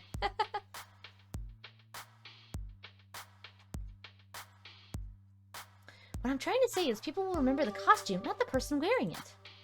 Which means... Maid Zion rides again! Yes! I knew it. Come on, you did so great on stage! Think of this as your encore! How about it? Let's not forget about Magical Moon Cuties. It's a valid alternative. Oh no! Oh, but I want to see what Magical Moon Cuties is! Both options are valid, honestly. Splashy advertising would certainly drive foot traffic, even if getting it up there would be dodgy. Importantly, Iris could help us do it safely without anyone noticing. Safer than Ashley going off on her own to try that inadvisable stunt. But a highly anticipated indie title might do the trick and result in far less jail time. Okay, hold on. I was told to make a certain decision around playing this game, and I just want to make sure that this is not the one. Because I was recommended, I was like, oh, if I want to see this character, choose this decision. What did they say? They said, oh, no, not that one. Bum, bum. Get it? Oh, it's chapter 8. Now we're good. We're good. Alright, did you name the main character? Yeah, I did. Her name, yeah, the main character's name is not Zion. I named the character by asking chat to give me letters, and I just made the name. I wore that bruise with honor. Very nice tech. So, alright. I actually don't know which one to pick. Do we go with Ashley and get the, you know, fetch my maid outfit, it's heist time? Or do we go with Teo and deal with the fuckboyness, but also get to see Magical Moon Cuties? Ashley? Ashley's pretty good. But Magical Moon Cuties, though. I don't know. What's everyone else thinking? Ashley? That's two Ashley. Alright. Magical Moon Cuties lives to see another day. That's three Ashley. Alright. Wearing a disguise doesn't involve talking to strangers and sounds like more fun than battling my way through more sweaty, pulsating crowds. Another excuse to wear that super cute maid outfit. Sign me up. Besides, I don't know if going with Teo is something I can emotionally and mentally do at this point. My social meter is at its limit after this morning. Oh, thank you, Bipus. I will definitely get that good hydration. I got some green tea, it's good. Ashley, let's do this. Fetch my maid outfit, good sir. Ashley hands over the now familiar maid outfit, ready to go. Ooh, Bibelus, you can see my maid outfit. I'm so cute. As for Teo, since he's already friends with this indie arcade developer, Teo's got an in on recruiting her for the Thunderdome. He doesn't really need me. I also named the event the Thunderdome. I thought it was funny. Teo, I have complete confidence in you. Lay it real thick. You know, play coy, say all the right words, wink a whole bunch. I demonstrate a big wink using my entire face to show him how it's done. Oh my, is that how you entice people you're interested in? Let's leave the flirting to me, shall we, Zion? You're just jealous you don't have these mad skills. I mean, skills with a Z. Like the cool kids say. How do you do, fellow kids? Uh-huh, sure. Don't get into too much trouble without me. I don't want to see you on an episode of Cops tonight. I promise nothing, Teo. Good luck. I don't need luck. And don't forget to snatch a photo of Zion in the maid costume for me. You... I don't like this boy. You know it. Ah, excuse me. Burpee. I am standing right here. I can hear your every word. Peace. And the 3 went down to 2. I looked over at Ashley and her expression brimming with excitement. Maybe even too much excitement. Had I made the right choice? I quickly scanned my memories from the various cop and lawyer dramas I've seen. What was the punishment for breaking and entering, trespassing, and tampering with equipment? Couldn't be more than, what, 10 years? Possibly death. But it's too late to back down now. I dug my own grave, perhaps literally, with Ashley. Well, ready as I'll ever be. That's the spirit. Oh yeah, we got the motivational music. So what exactly is our plan? I'm so happy you asked. You see that door next to the restrooms across the expo hall? The one that has a sign that specifically states authorized personnel only? That's the one. Zion is worried now. Trust me. My trust wavered as she began rifling through her bag and removed a rolled-up poster board. As Ashley unraveled it, I noticed that it looked oddly like blueprints. No, it was blueprints. Blueprints of the entire convention center. How the... What? Why? Listen, all we have to do is go through these doors, snake our way along the corridors, and we're there. Ashley, how the fuck did you get blueprints of this building? Girl. Her finger traced the exact route as she talked to me through it. The communication center should be at the end of that passageway. Easy, right? Yep, easy. Easier than breaking the right stick on the Killer Instinct cabin at the Funplex. Oh man, Naomi's always fixing that machine. Never works properly. First, we'll get you changed. We can use the bathrooms for that. I'll play lookout while you get your maid on. I love her. So let me get this straight before I go in and change. If someone spots us while we're in our disguises, we just strip down and ditch the costumes? One does not simply ditch the cosplay. I agree with Ashley. It's difficult. We would change out of the costumes, hastily of course, and stash them in a secret safe place until we could retrieve them again. I love her. Note to self, do not talk about disregarding Ashley's cosplay. Ever. Roger that. Lead disguises in hiding spot. Make sure nothing bad happens to them. Great, now get in the bathroom and suit up for battle. Time's a-wastin'. Here we are once again. It's a lot easier getting to the maid dress a second time, and I could actually do it by myself while Ashley waited outside my stall. I look at my reflection staring back at me. Who is that girl I see? Staring straight back at me. And still, I look so freaking adorable. I'm never taking this off again. I'm so ready for this. Look, I'm so cute, right, people? Oh, I love it. I'm so adorable. She's a cat girl maid. Perfection. And now we commence with part 2. Ashley looks both ways before we exit the restroom. People don't seem fazed by us either. I guess seeing a maid and a butler at a convention is normal. In other words, it actually is the perfect disguise. We fit in by sticking out. Go figure. We shuffle back to the expo hall of Max and stand in front of the looming doors with the authorized personnel only sign. The big red letters bore deep into my soul, reminding me of its unlawfulness in breaking the rules. Rules schmooze, let me through. I'm no rule breaker. Hang on, is there another way in? Rule schmool. Fuck it. Some red letters aren't gonna hold me back. I've been breaking rules my entire life. Have you, though? Would you consider eating pizza bagels every day breaking the rules of humanity? Because I would. Please help me. Oh gosh, yes. You are a most fearsome lawbreaker. Alright, Abdullah the Butcher, let's go. Ashley grabs my hand and pushes onward through the door like she owns the place. I close my eyes tightly as I realize she's dragging me on to the other side. Confidence is key, Zion. As the door closes behind me, I carefully open my eyes. We're all alone. No big bad boss monster looms back here. No flashing lights or laser beam mazes we have to crawl through. It's just some industrial stall back hallway. Simple brick walls, venting pipes overhead, and endless concrete floors. I'm honestly a little disappointed with how mundane it all is. Is this really it? These are just the access halls and rooms for employees to use, so they don't have to travel across the con floor.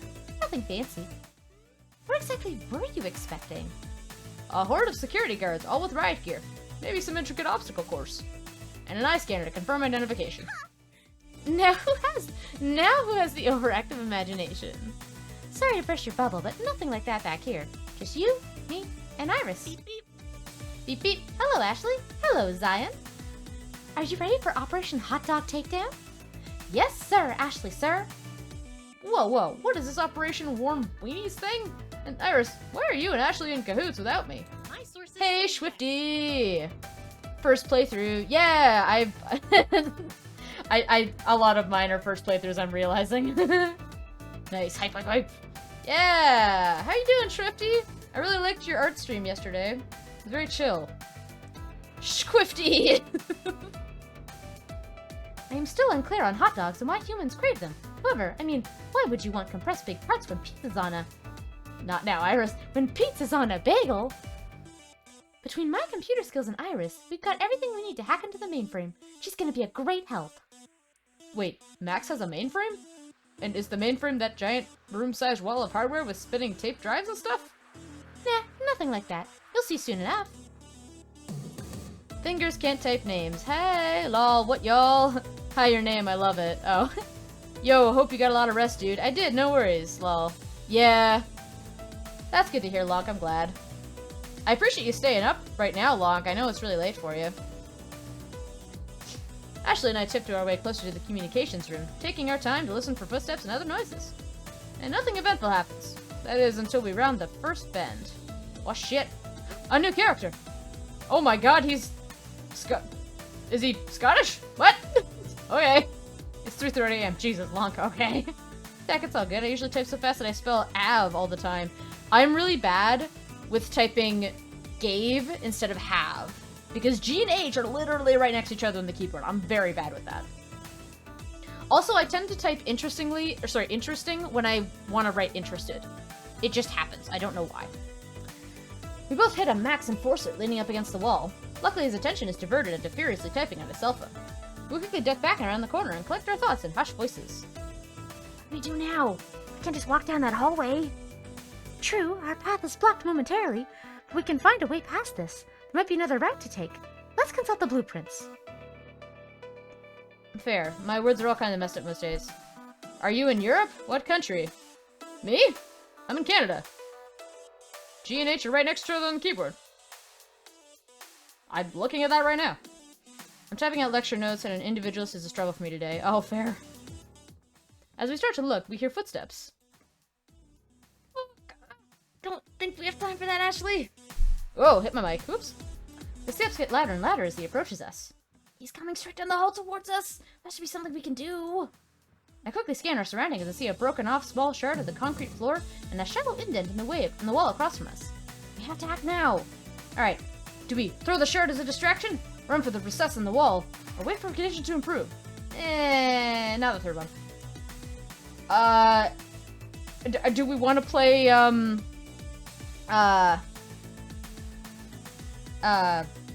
what's the game that I'm thinking of? Well, do we want to cause a distraction or do we want to run? I might cause a distraction. I think that could be funny. Oh, yes, Lonk. Oh, okay, my bad. I was like, me? Lonk's in, Austria, isn't he? Bo is here. Hello, Bo. Oh, don't step on my laptop, buddy. Hello, sir. Hello, do you wanna... Hold on. We gotta do cat time, because he's blocking my screen.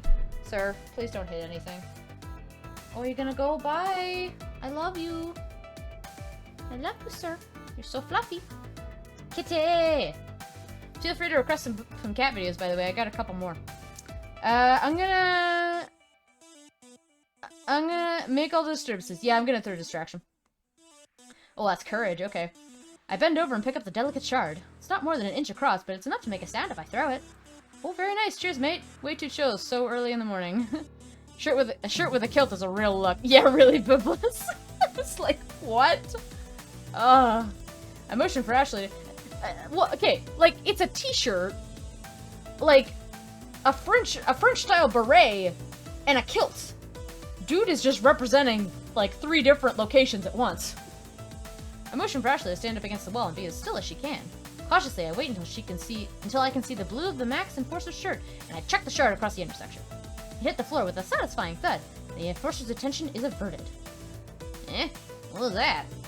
The Enforcer turns around towards the sound, and his steps alter course the same direction. As he bends down to examine the fallen shard, I tug on Ashley's sleeve and gesture to my friend that the time to move is now. Okay, I don't hate it, but the colors don't work for me. The Max Enforcer never sees us as we sneak carefully around the corner. Yes! Success! We weren't out of the woods yet. Hoping to avoid any more sentinels, we scurried the rest of the way until we reached the door of the communications room. I should probably start save scumming. Save scum!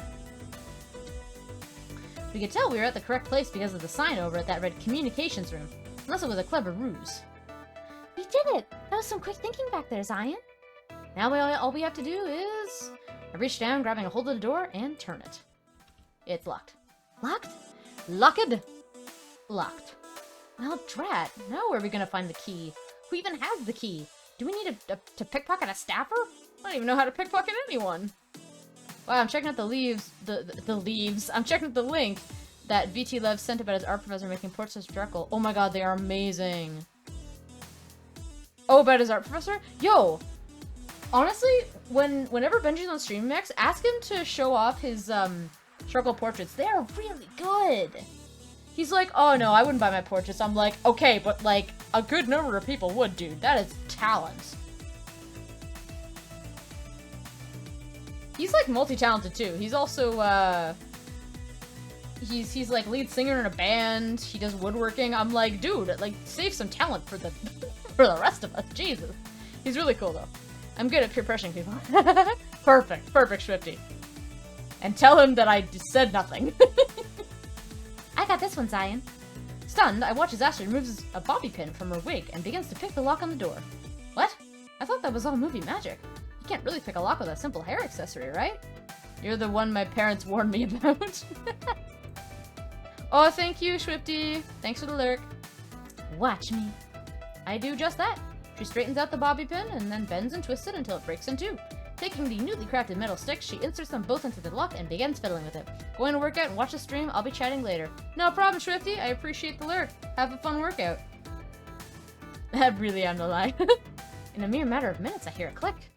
And that's how you pick a lock. Next time I lock myself out of my apartment, I'm calling you instead of the locksmith. Of course, I'll drop on what I'm doing and come right over. I can't have my very good friend cold and alone outside of her apartment. My very good friend who might also be my lover. I mean, what? Ashley smiles brightly as she easily opens the door to the communications room, which strangely looks like the break room from the arcade, and also the cosplay break room from Max. There's a lot of similar looking rooms. Probably must be the same architectural designer. It's dark, save for the glow of several computer monitors. The layout is similar to the room where we awaited our moment on stage, so I have no trouble finding out what we're looking for. The mainframe is really just some computers and security monitors showing different parts of Max, each camera focusing on various angles of the main halls.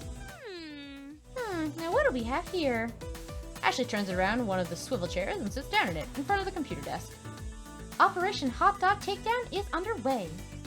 As if she's been working this job for several years, she begins clacking away at the keyboard. Alright, let's see what happens when we open this. Yes, perfect! Appears to be a fairly simple data store. Nice of them to name it Jumbotron. That really cuts down on the sleuthing.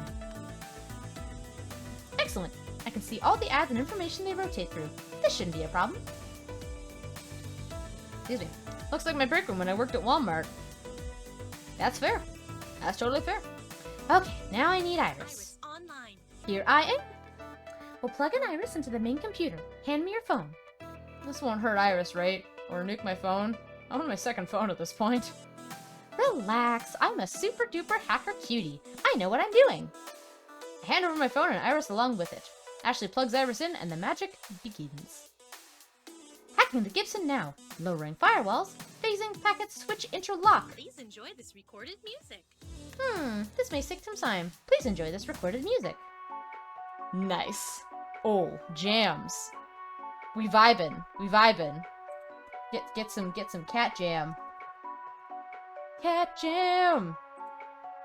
I might actually have to do the single cat jam. I don't remember how to spell it. I don't know how better TTV works. So, do we just sit around or? Thank you. Thank you. Thank you for your patience. The intertubes are now unclogged. We're in. Great. Now we just switch out all the hot dog ads for the flyer of the Thunderdome, and we can be on our merry way. We need a vibing emote. You know what? I might ask my artist friend about a vibing emote. I might be like, hey, can I commission you something soon? 'Cause I think I have enough. I think I have a slot that I can do, but I have to check it. Oh God, had no idea. No tech, no. Oh, no tech, no, it's okay. I was innocent too. No, it's okay. Understood. That doesn't sound so bad. This is actually, dare I say it, somewhat fun? Huh, that's odd. Fun just stopped. I don't like odd. What's odd? What? It appears as though an unidentified hacker has been here before us. I could follow their trail if you like. Sure, it's just one of the employees who, lost their password and had to poke their way in. I'm not worried. Plus, we gotta get moving. Oh, thanks, D. Royale. I appreciate that. Bonk Tekrith. Oh, and Vibeless, thank you so much. Oh, goodness. That number's getting there. Ooh. I'm gonna need to start, hardcore looking into squeaky games. Outlast is on there if I can fucking run it on my computer. But it might have to be something else, who knows. Wait, did someone... I see a clip. Did someone clip me? Did I miss a clip? Oh god, I don't know who clipped me. I will find out later. Alright. Oh, get back to the game. The hot dog ads are removed from the Jumbotron rotation and replaced with ads for the Thunderdome. Let's do it! Tech, I would love to, but I don't know if it'll run on my computer. I will try! What about... Iris, while you're in there, can you take out all the ads for Deco's Palace too? Just for good measure. If I don't do it, like, soon, I will do another scary stream for Outlast. I will peer pressure you into fear. But I physically don't know if I can do it, Tech! Sure thing. Ashley revolves on the chair and turns back to face me. See, that was... Ashley is interrupted by a sudden burst of awful noise. Uh-oh! Quickly, she turns around in the swivel chair to see big red letters flash across the screen. Intruder detected? What does that mean? Ashley, why would there be an intruder? Zion, pretty sure we are the intruder? I can do Alien Isolation, which I continue this week. You can handle Outlast. No, but Tech, No, like... I'm not saying if I can physically do it, I'm saying can my computer run it? I don't have a good graphics card on this thing. I just don't, and I can't stream from my PS4 because Wi-Fi. Yeah, no, that's the problem. I'm okay with getting spooked. It means the convention center security system knows we're here, and it knows we're altering their programs. It's trying to thwart us. So yeah, not good is an accurate portrayal of our situation. If only I was better at this, we wouldn't be in such a mess. As Iris and Ashley explained what was happening, I saw a timer pop up underneath the screen that kept flashing, Intruder Detected. It was counting down from 5 minutes. Ashley? Iris? I pointed to the new problem. What the fuck? Once the flyer was uploaded, it triggered a security warning. I think the hacker who came through here before sorta half-tripped it, so I didn't notice in time. Oops. Poops. Oh, why does this program even trigger security warning? It's literally for ads. All we're doing is uploading a new ad. Relax, everything is fine. We just need to input the administrator password to shut off the timer. I don't actually know the administrator password. I sort of slipped in around it to upload the ad, but we can turn this off without actual credentials.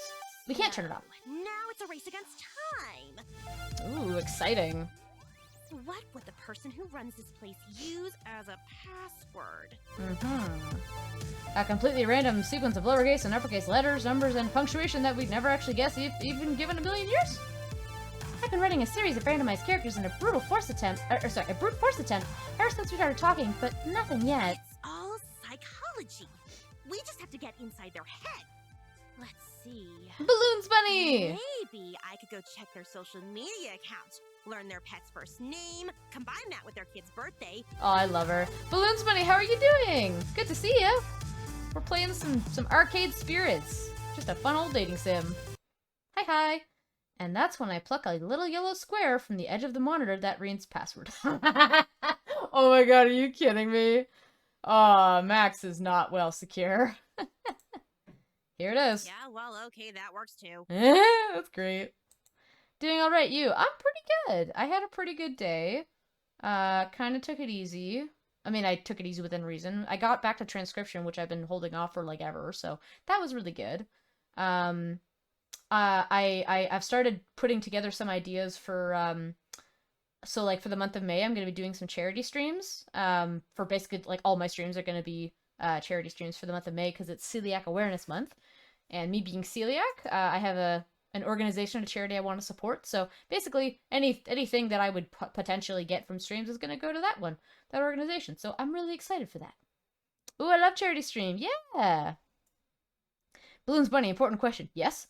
Are you a red floaty balloon? And do I need to watch for clowns? Hiya, Georgie. Yes! Oh, looky! It's all fuzzy and stuff, and I can see our flyer up on the monitors. We did it! I do charity streams often. Oh, yo, awesome!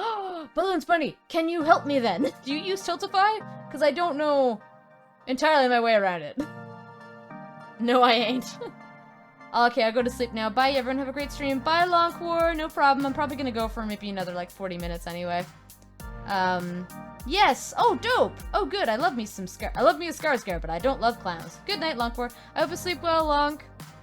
Well, I will have to pick your brain at some point in this video. Right now, I'm actually just waiting for the organization to, like, make a Tiltify account, so then I can make the cause. But I need to know, like, I want to figure out if there's a way that I can, like, track donations to, like, add to, like, a goal bar. I think that'd be kind of fun. Yeah, I want to figure some stuff out. Holy shit, T-Rainbow Star, 5,000! Jesus Christ. Oh, I should have made that amount higher. Yeah, you can do goals. Dope. All right, well, I will pick your brain about that later. Once they're up on Tiltify, I might give you a message. Oh, looky, it's all fuzzy and stuff, but I can see our flyer with the monitors. We did it. Yeah, we did it. Wait, we did it. Our Funplex is all over these screens. They'll know who's responsible, and we'll all get the death penalty. Uh-oh. Ooh, which spoopy game? I don't know. I'm picking. Okay, so here's my dilemma. There's a bunch of games that I know I would be really scared of that I would play, but I don't think my computer can run them because I have kind of a shite graphics card. As in, I basically have no graphics card. So, I'm trying to go for, like, low-res kind of stuff, but, like, I'm gonna try and see if Outlast will play. Bendy is good. Oh, Bendy. Yeah, Bendy's pretty spoop, and that's not too graphically intensive. That's a really pretty game, too. I've seen bits of it, so maybe. Bendy's so much fun. Oh, okay. Well, thank you for the recommendation. That's cool. I will consider it. How did I not see this obvious hole in my logic before? The one I'm thinking of is Outlast, because, fuck, I can't do that game. Outlast or Dead Space, both of which are super high graphically, so I don't know if I can play them. Unless I go over to my partner's house and steal his graphics card, but I kind of don't want to do that because COVID, and I don't want to risk any issue because he's an essential worker too, so I'm like, it's hard. Alien Isolation is also fun. Yeah. Now, Alien Isolation I know is too graphically high. That I definitely can't play. I've also seen Alien Isolation too much, so I kind of know too much that happens in it. Relax. 2 words. Plausible deniability. It's the same flyer that's on the Funplex's website already. Anybody could have uploaded it. Without evidence, they can't prove nothing. In fact, they'll find proof someone else was hacking the system earlier today, which means whoever that was, they'll get the blame. Okay, no death penalty. I can relax. Somewhat. Besides, when we did it, well, Ashley and Iris did, mostly. Admittedly, Iris was the brawn and Ashley the brain, or maybe it was the other way around. Either way, I'm completely stupefied. Since when is Ashley a tech quiz? Okay, I think we better get out of here just in case. All those in favor of evacuation? Aye. Aye! Let's get the fuck out of here! We quickly abandoned ship, retreating back through the maze of tunnels to one of the main halls of Max, vanishing into the crowd. Ba-na-na-na. I love the soundtrack. Aye, aye, Captain. Oh, wow! Check out the screens! Our ads on all of them! Oh, check them out! Look at that! Looking up, I can see our handiwork with my own 2 eyes. No more hot dogs, no more Deco's Palace, just Funplex propaganda. Oh my god. Aye, aye, Captain! I said aye, aye, Captain! I can't hear you! Have you heard of Among the Sleep? I have. That would be good. Because I haven't... Okay, I watched a playthrough of it, but I don't remember very well. That is a spoopy game. Ooh. Who lives in a pineapple under the sea? As I take in our moment of glory, I begin listening to the people surrounding us. Oh, hey! That's a new thing. That's a new thing on the Jumbotron. The Thunderdome? Sounds interesting. That's a lot of tournaments, too. We should check it out. How is it that I've lived within spitting distance of a real arcade and never noticed? I'm so there. Do you hear that, Ashley? SpongeBob hemp pants. Oh no, T-Rainbow Star. Sounds like we killed it.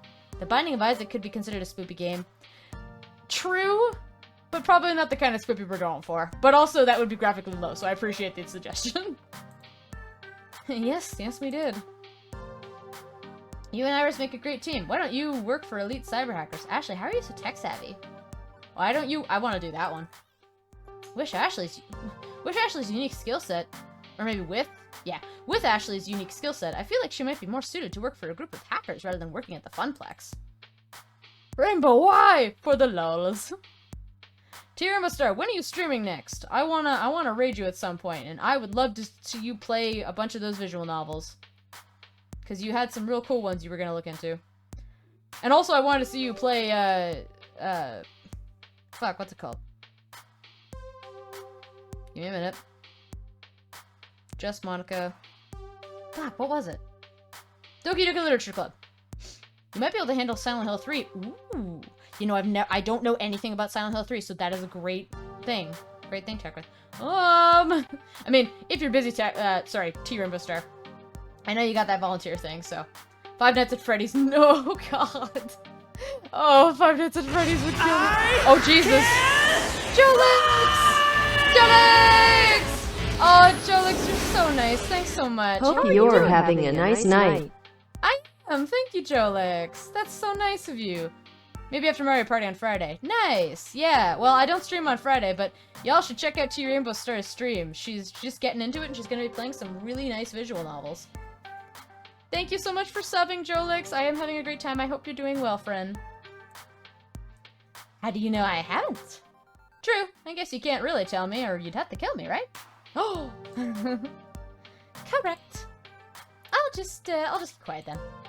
I went through a phase in high school where I was really obsessed with cutting-edge electronics and technology. My group of friends and I got together during lunches, and we just sit around in homeroom and talk tech. Higurashi has a visual novel. Would that be considered spoopy? You know what?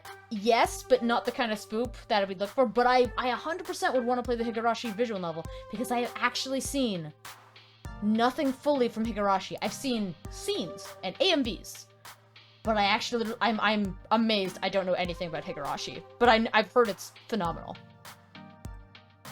We were all silly children at that point, watching. Oh, hello, Bo. Don't attack my legs, please. Hello, kitten. Do you want to come up? Do you want to come up and maybe meow into the mic? No? You just want to hang out? Okay. Oh, big flaps. Big flaps. Man, the cat today, he was a little jerk. My god. I think it's because I fed him kind of late because I slept in a little bit before work. But he was just bad. Like, he was like, I'm gonna eat the carpet. I'm gonna rip at the door a little bit with my claws. I played with him a little bit, and then I stopped to work, and he was like, more play. Then I tried to trim his nails, and he was like, not having it. I was like, dude, what do you want? Well, right now he's flopping, so that's pretty cute. Leave my Ethernet alone, please. Ooh, I'm missing months. The anime is weird, true. Ooh, Cold Fear would be good too. Yeah? Gotta watch the reboot. Higurashi is a ride. Ooh, SCP. I've seen SCP, so I'll probably pass on that one, but Cold Fear is a possibility. We were all silly children at that point. One thing led to another, and we started wanting to know more. I think I was the only one who took it seriously, though. I even dressed up in cyberpunk fashion. I was completely obsessed. It became my obsession, or my passion, I mean, for a good while. Oh, Bo. He's just rubbing against my leg. He's so cute. Come here, buddy. Why don't you want to hop up? Come here. Come here, baby. Hop up. No. Come on, hop up. Come here. I want to bring the mic close so they can hear the purrs. Oh, sorry. Oh, I bopped him in the face. I'm sorry, buddy. Oh, no, he wants to flop under my chair. Okay, sir. Whatever. Okay, I gotta look, but I'll have your stream up. Thanks, Balloons. I appreciate it, and thank you for all the suggestions. That's awesome. I will definitely look into, like, literally all of those. Eventually, however, everyone grew out of it, except me. And then they all started mocking me for it, making fun of my punk outfits, or the fact that I spent... Where's the cat? He's gone. I spent, all my time researching things like Arduinos and Raspberry Pi kits. Aww. It was awful. Oh, some of my good friends whom I trusted completely turned on me. Oh god, not the Ethernet! Oh, Jesus. Oh, he almost took it out. Okay. Bo, please let go of the Ethernet cord. Okay. I began questioning myself and who I was and who I really wanted to be. Did I want to be this badass cyberpunk technophile? Or did I want to follow my friends onto their next big infatuation? I regret it to this day, but I gave up on my dreams and followed my friends instead. At that time, they were what I had to believe in. Only now, am I getting back into tech, due to the always changing culture of cosplay. People use LEDs and robotics to make their weapons more badass, or to have animated wings. I always figured cosplay was, you know, sewing, arts, and crafts. Oh, it is! But it's cross-discipline, Zion. You haven't seen some of the more intensely complicated costumes I've made. Which reminds me of a certain someone going on about how arcade games involve electrical engineering, programming, graphic design, and even carpentry. Why don't you talk shop more with Naomi, then? Huh? she's a techie. You're a techie. Seems that there could be plenty of overlap. And I've never seen you two talking electronics. I figured there really wasn't any overlap. The kind of tech that enhances cosplay was invented after 1909X. Not her thing. I would like more friends to bounce some tech ideas off of. Who knows? Maybe we can both teach each other something new. Amazing! You know, I'm proud of myself. I took in all that knowledge and made it come through for us today. Think of what we accomplished. Can I go? Get them.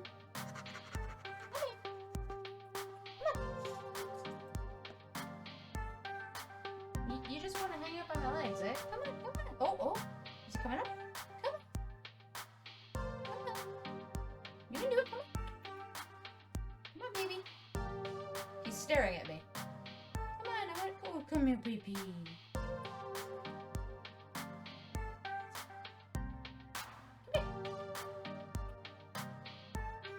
Oh, okay. We have cat in lap. This is good. Okay, now we just have to get him to purr. You should be proud. You've worked hard. As for me, I barely help, but my palms are sweaty, knees weak, arms are heavy, mom's spaghetti. Well, you could relax now. It's all over. You done good. Move my mic over. But you know, now that we've removed all these hot dog ads, I sort of really want one. Oh, buddy, no. Come on. Oh, no. He doesn't want to. No purrs. He just wants play. Oh, Jesus. And he wants to attack the cord. Okay, that's fine. No cat. FML, I have to reboot my computer because updates and sluggies as fuck if I don't make it back into the rest of the stream. Oh, no problem, Tech. I appreciate you hanging out. Really? Yes! Yeah, really? I'm starving. And honestly, just about anything sounds delicious. My tummy might regret it later tonight, but right now I could eat a whole bucket of ridiculously overpriced corn dogs. My mouth starts to water just thinking about ingesting food. I couldn't agree more. And if we suffer the effects of eating convention food, at least we suffer together. See? That's the spirit. I think there's actually... That's the arcade spirit. I think there's actually a food court just over yonder. Ashley and I only had to walk about 500 feet to find the nearest vendor actually selling the infamous Franks. We were both so hungry that we each ordered 3. After dressing them up with all the fixins, we bring our pack of dogs to the nearest table and settle in for a feast. Right as I'm about to take my first bite, I can't help but notice that Ashley hasn't stopped giggling since we sat down. Ashley, you okay over there? Yes. No. Oh, maybe. I just can't say it, can I? What is it? It's too good, but no, I can't. What? What? Just say it. It's a real sausage fest in here! Oh my god, Ashley. Ashley throws her head back and cackles wildly. I merely roll my eyes and groan. Oh, she's so cute. That bad, huh? Extremely. I'm gonna head out. Enjoy your stream. No problem, Tyrion Star. Hope you have a good night. Thanks for stopping by. Appreciate it. Maybe it's time to, you know, make a move. Oh! Oh, damn! Preferably before the greasy hot dogs start rapidly migrating throughout me. Oh! Oh no, guys! Oh no, guys! Oh no, guys! I'm conflicted! Oh god! I can't even save! Shit!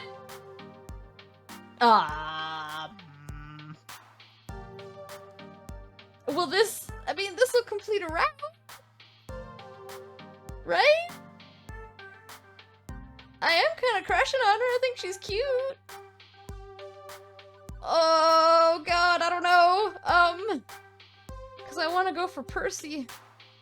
But, I mean, I can always replay the game and get, you know, get further and get other people.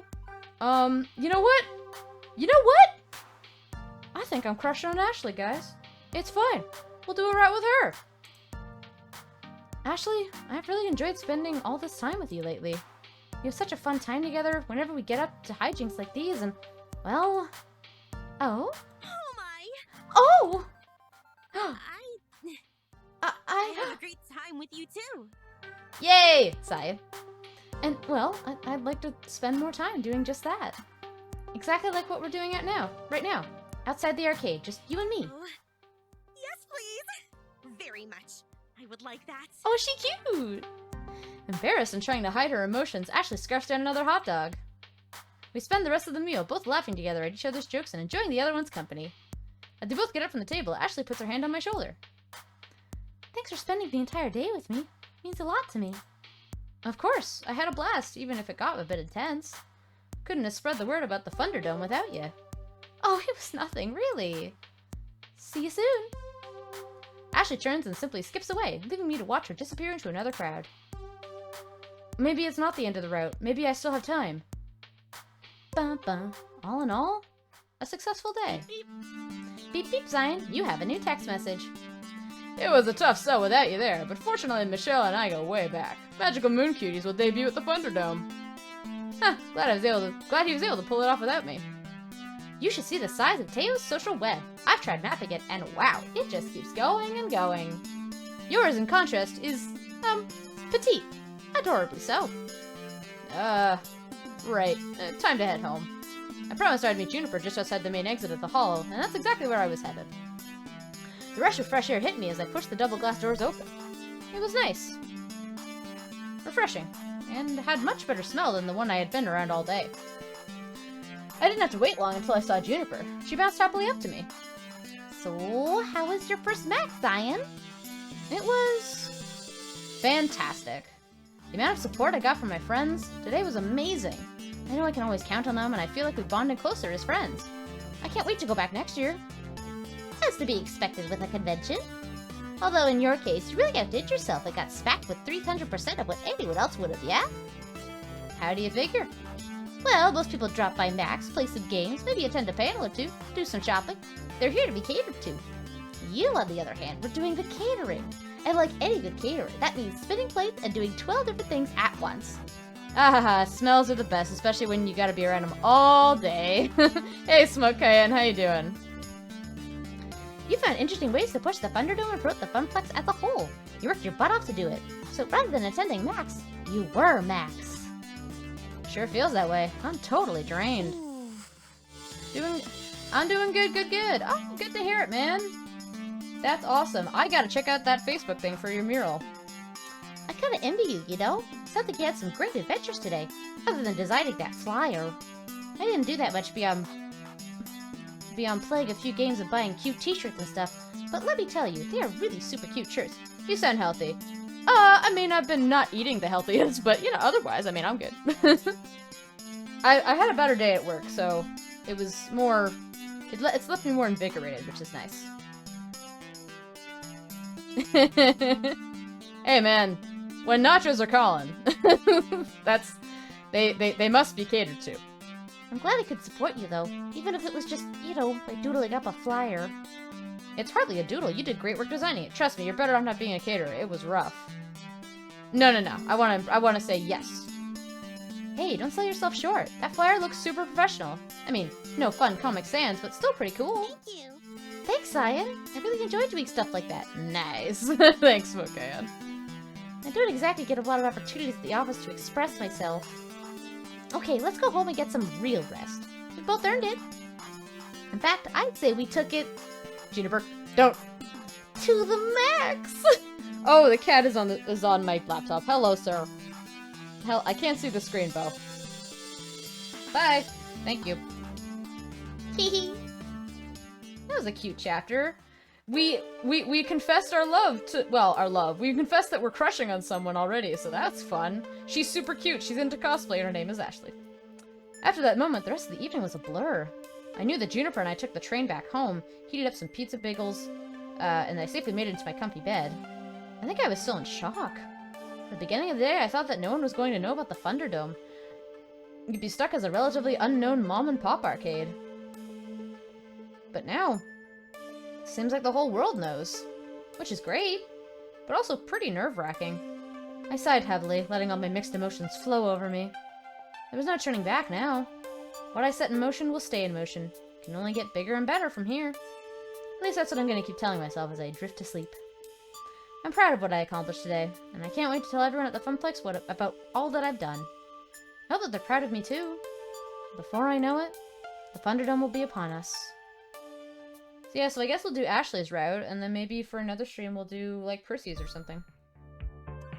You've cleared level 3 of Arcade Spirits. A winner is you. Now let's see your score.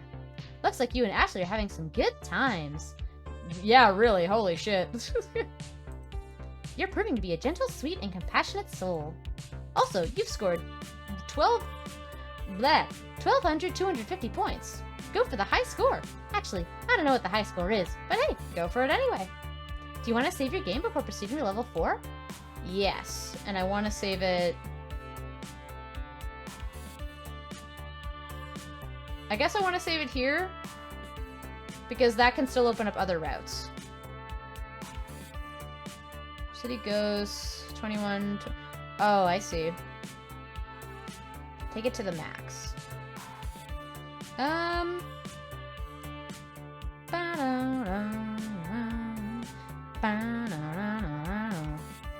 You know what? I'm gonna make 3 Ashleys. Or, sorry, 4. Yes. No. No. No. Fuck. We'll make it number 3. Number 3. Okay. There we go. We'll start another chapter, and then we'll end for the night in about half an hour, and maybe we'll do a little raid. Maybe see if someone else is playing this game, or see if anyone else is online.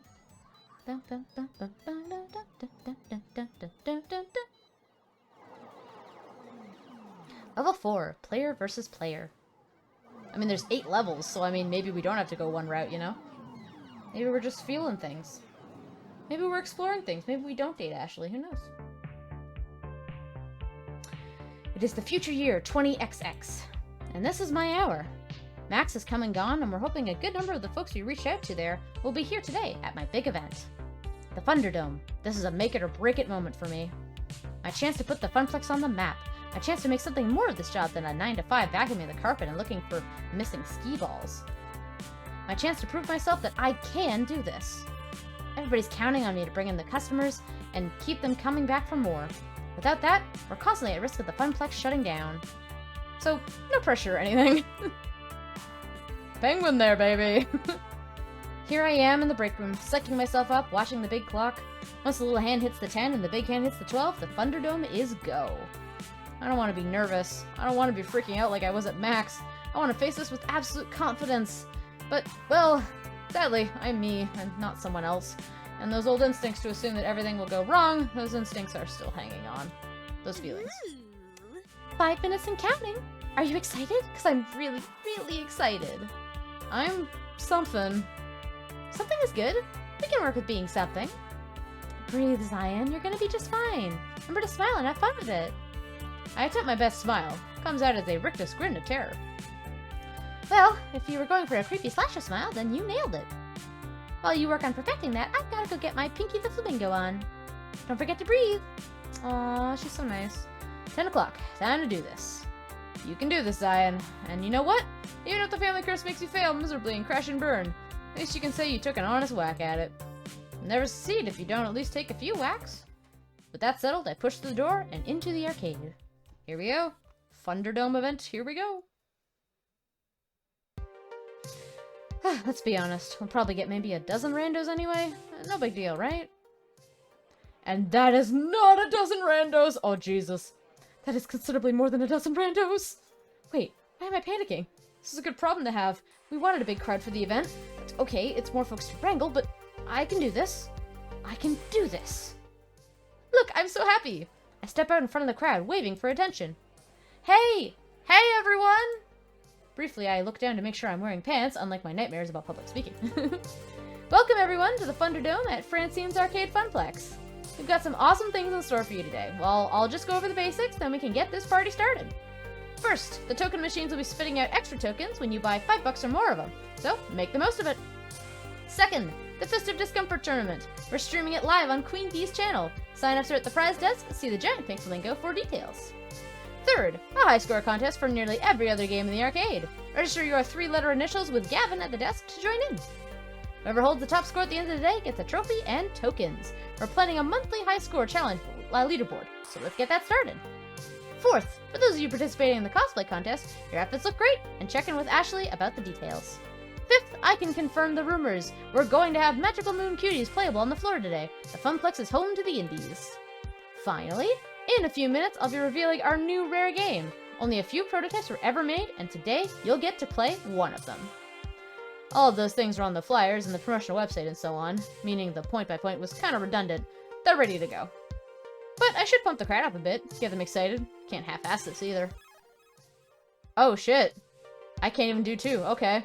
The time has come to prove that earning top score is a worthwhile career path. Veteran and newbie alike, I hope you all have a lot of fun and make new friends today. Time has come to prove that have fun. The Funplex is meant to be fun for all. Casual gamer or core gamer, young or old, retro or modern. We want everybody to have a blast. Even if you don't walk away with a trophy, you'll be walking out here with memories of time well spent with these great games, and the great people you'll meet today. So, anything we can do to make sure you're having fun, you let us know. And we hope you come back to the Funplex again to recapture the magic moments you'll experience today.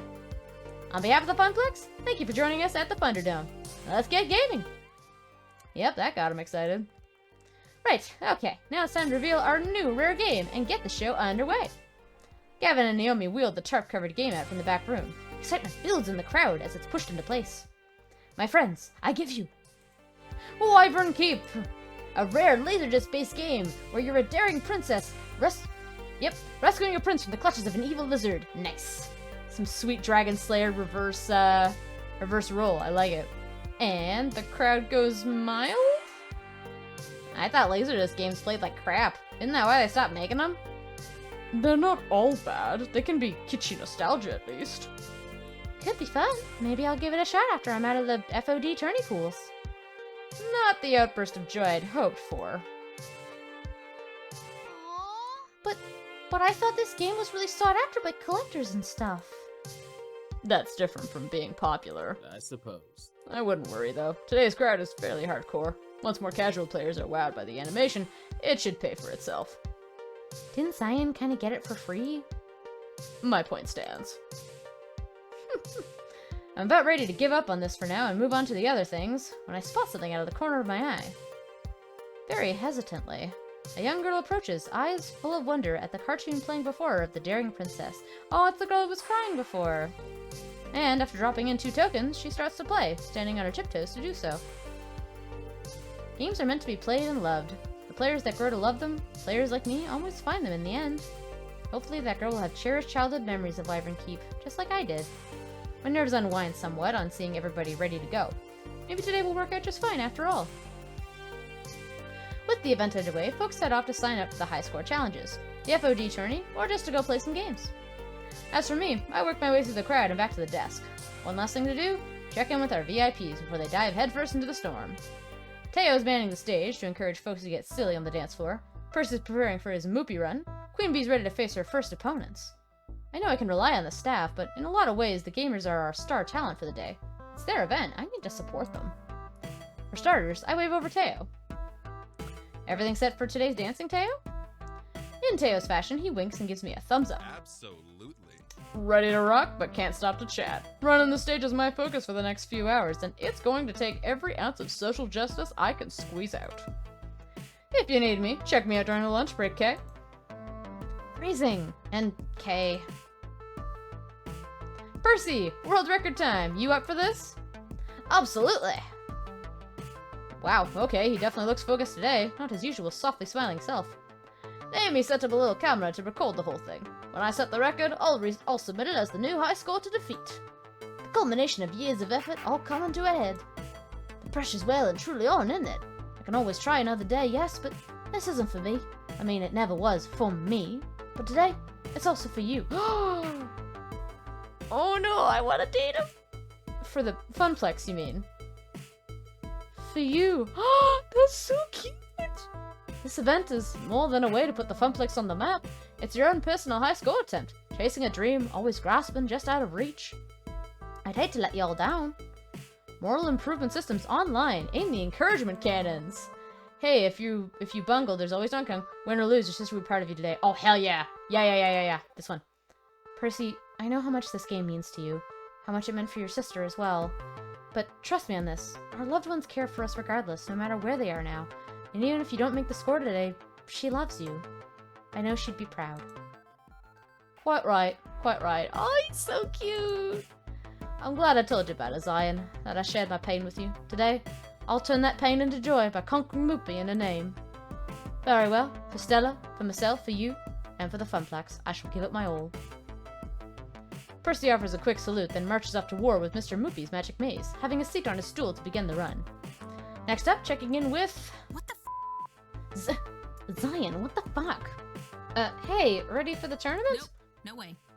No, I am not ready in the slightest. Not for this. Not for him. Oh. With a subtle head nod, she indicates a fairly nondescript fellow with a t-shirt and jeans. Standard gamer gear. But there's an unusual design on the back of his jacket, like some wide-eyed, fanged Oni. This is a local event, right? Funplex regulars, city scrubs, and a bunch of cosplay otaku from Max. That's... yes? I mean, yes, that's what this is. Then why the fuck is the demon here? The who? Hey, listen. Known on Western shores as the Demon, and in his home country of Japan as Kami, he is the top-rated Fist of Discomfort player in the world. As for your question, Miss B, I invited him. What? Ooh. You asked me to handle invitations for the tournament, remember? As part of my helpful assistance in setting up the Thunderdome. Honestly, I was surprised he accepted my invitation. All the other top-rated pros turned it down flat. He even flew here from Japan on his own dime. Yen, isn't that nice of him? Zion, did your magical phone fairy just put me dead in the crosshairs of the greatest player who ever lived? Maybe. Well, yes, we'll go with yes. Sorry. I am fucked! Completely fucked! Queen Bee can't be losing her morale now, and I can't have my friend so frantic over this. Plus, this is one of the main events, and she's in top fighting form. She's an all-star entertainer. I've gotta pump her up. Queen Bee, kick his ass. This means you've got this. You know his moves. Wouldn't it be a great upset if you won, though? Kick his ass. As Queen Bee wrings her hand and chews her lip, I lock eyes with her. Queen Bee? Yeah? Destroy him. This is your shot at taking down the demon. Fate dropped this in your lap. Now you get to do Now you get to do what you do best. Fucking own it. She squeaks out a smile, and it's not her usual radiantly confident grin. Oh. Hey, thanks. Thanks, kid. I'll give it a shot. As she marches off to join the tournament, I'm getting a sinking feeling. Did I make a mistake? My calculations estimated that having a top player would bring in at least 150% more attendance. I mean, I was just trying to help this event be the best it could be.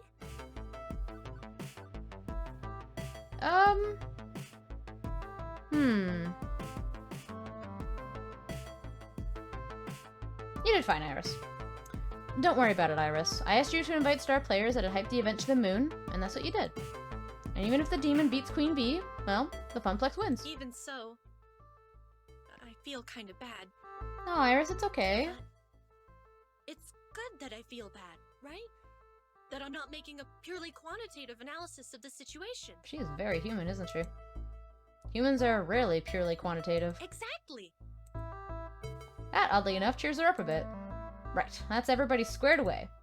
For the next few hours, it's floor attendant Zion on duty, making sure the Thunderdome soars like an eagle, rather than a turkey. Ba-da-da-da. By and large, the event runs itself, or rather, Teo, Ashley, Gavin, and Naomi keep it rolling. My job is to troubleshoot. And boy howdy, is there trouble to shoot. Uh-oh. What we got, fam? Not 1 hour in and we've got problems. Even if they aren't major ones, I don't want even minor problems to mess up this event. Not even one glass of spilled milk. My stress level is so high I might start bawling at the sight of it. Beep beep, Zion. Can I be of assistance? I'd like to make things up to you after that invitation snafu. Currently, I'm detecting 3 problems for you to solve. Someone beating up a cabinet, a player loudly cursing at a game, and a crowd milling around the vending machines. As floor attendant and event manager, it's my duty to make things right. The crowd's already on edge from all the high-stakes competition. Where do I start, though? Can't have people punching the cabinets. Swearing up a storm's a problem around the kids. Sharks are circling the snack machines. Uh-oh.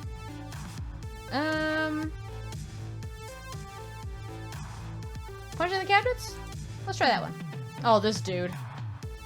This gamer's busy smacking the side of a Wild Rider cabinet. The fake plastic motorcycle handles on the front of the game rattle each time.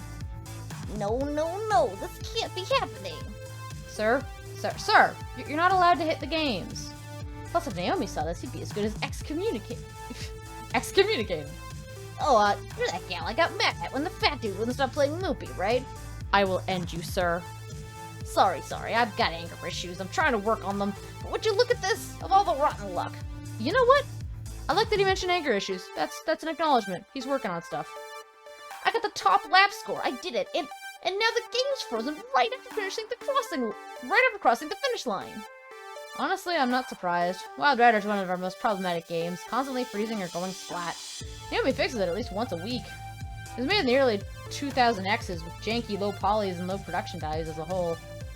I'm sorry for hitting the game. I guess that was pretty rude of me. But is there anything you can do to help me keep my score? I've got a real shot at winning this one. This guy rubs me the wrong way, but he seems sincere in his apology. And he's a paying customer today, despite claiming he'd leave forever. So I should keep that ball rolling. Let's see. Have you tried unplugging it and plugging it back in? Let me check with Naomi, see if she can do anything. Iris, is there anything you can do here? Let's go to Naomi. Okay, hang on. I'm gonna go check with our technician, see if there's anything we can do to recover your game. Already texted Naomi for you. Thanks, Iris. Naomi comes charging out of her workshop looking perturbed. Ugh, Wild Rider again. Quickly, she slips around behind the game, popping open the back panel. She uses her phone's flashlight to poke through the works. These early 3D games are such a pain. If it was a pure retro game or even a pure modern one, it'd be way more reliable. Okay, I think I see the problem. 1 second. And like that, the virtual motorcycle unfreezes, confetti and cheers sounding from the game as it properly registers the lap time. I never get tired of watching Naomi fix things. So your brain quickly solve all these arcade complications leaves my mouth agape and my heart warm. Yay. All done. Call me if it breaks again. Bye. Oh man, she did it! My score's saved! Hallelujah! I owe you. Seriously, I'm taking home that Wild Rider trophy. Another happy customer. But I should keep an eye on that game, in case it ever falls apart again. Next problem! Sharks are circling the snack machines. That sounds like fun. Button mashing is thirsty work. And right away, the red lights on the soda machine... from the red lights on the soda machine, I know exactly what's wrong. The waters of life, the dew that flows from the mountains have dried up. What gives? It's completely empty. Should they have stocked up before a big event? We did stock up. They just all drank it faster than expected. No one's more, and there's no more in the back to replace it. I need more caffeine. More caffeine. Think you've had enough there, buddy. They sell us all these salty snacks from one machine, then empty our wallets into the other. It's all part of the grand master plan. Pretty sure that nothing we do here is organized enough to be considered a grand master plan. Although, maybe I should run this by Gavin. He might have a way to turn this conspiracy theory into reality. All we want, all the word is, we want soda! We want soda! Ash is doing her best to intervene, but a giant flamingo isn't really distracting enough to keep a bunch of thirsty gamers at bay. How are we gonna fix this? Raid the whole story for more drinks, see if Ashley has any ideas, order more with the help of Iris. I'm gonna raid the whole story. Why not? We don't have enough stock for this rabid crowd. Time to loot and pillage our neighbors in proud Viking tradition. Nice. I carefully slip around the crowd and out the door, trying not to be noticed. Fortunately, the morning crowd at Whole Story largely consists of avid readers, not soda addicts. I quickly rush to the counter, putting my best sad puppy face into play. Hello. Hello. Zion, taking an early lunch? To what do we owe the pleasure? Guys, you gotta help me. I'm desperate. Can I buy any cans of soda you got lying around? Ooh, I get it. Run on your vending machines, huh? Gotta keep those gamers well lubricated with sugary, syrupy soda. Ooh, what if? What if? You thinking what I'm thinking, Matt?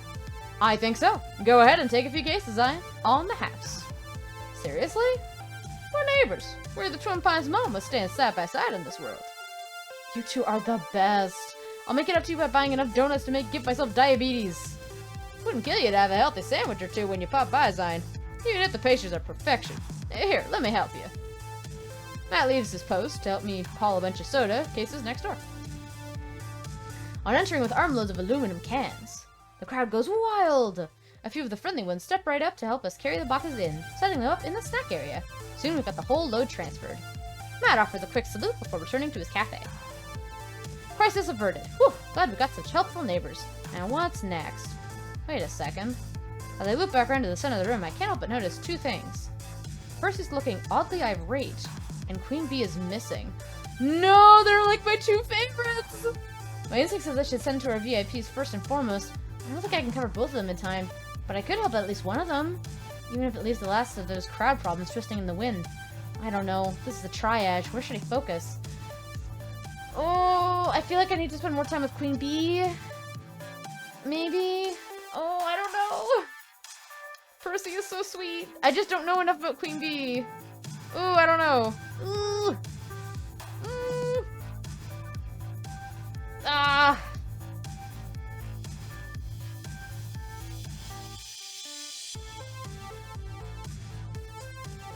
I'm going to Percy. Okay. The crowd around Percy is decent, but not the mob scenes we're seeing around Fist or Discomfort or the snack machines.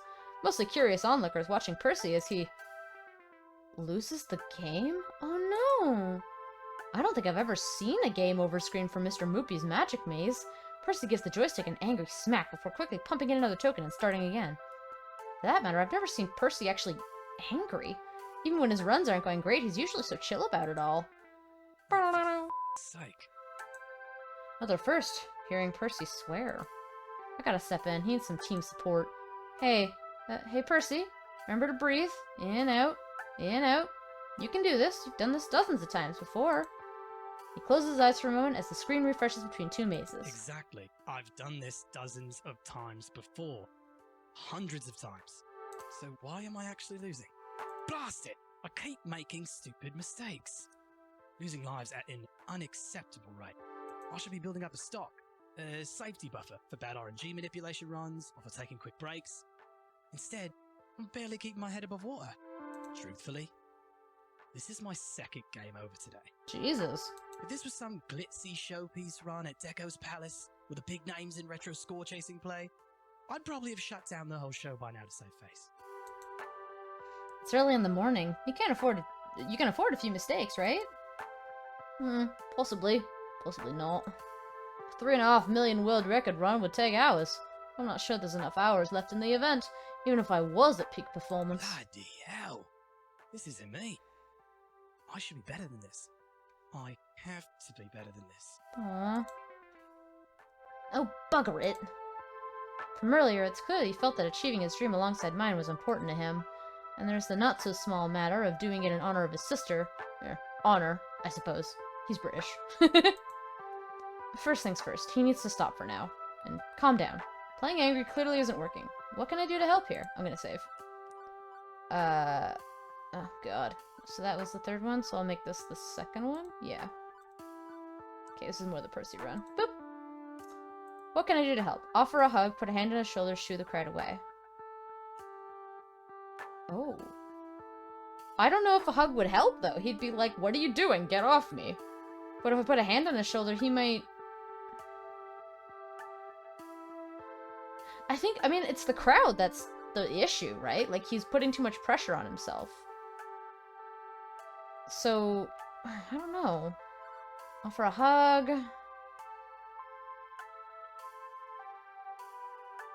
Put a hand on his shoulder.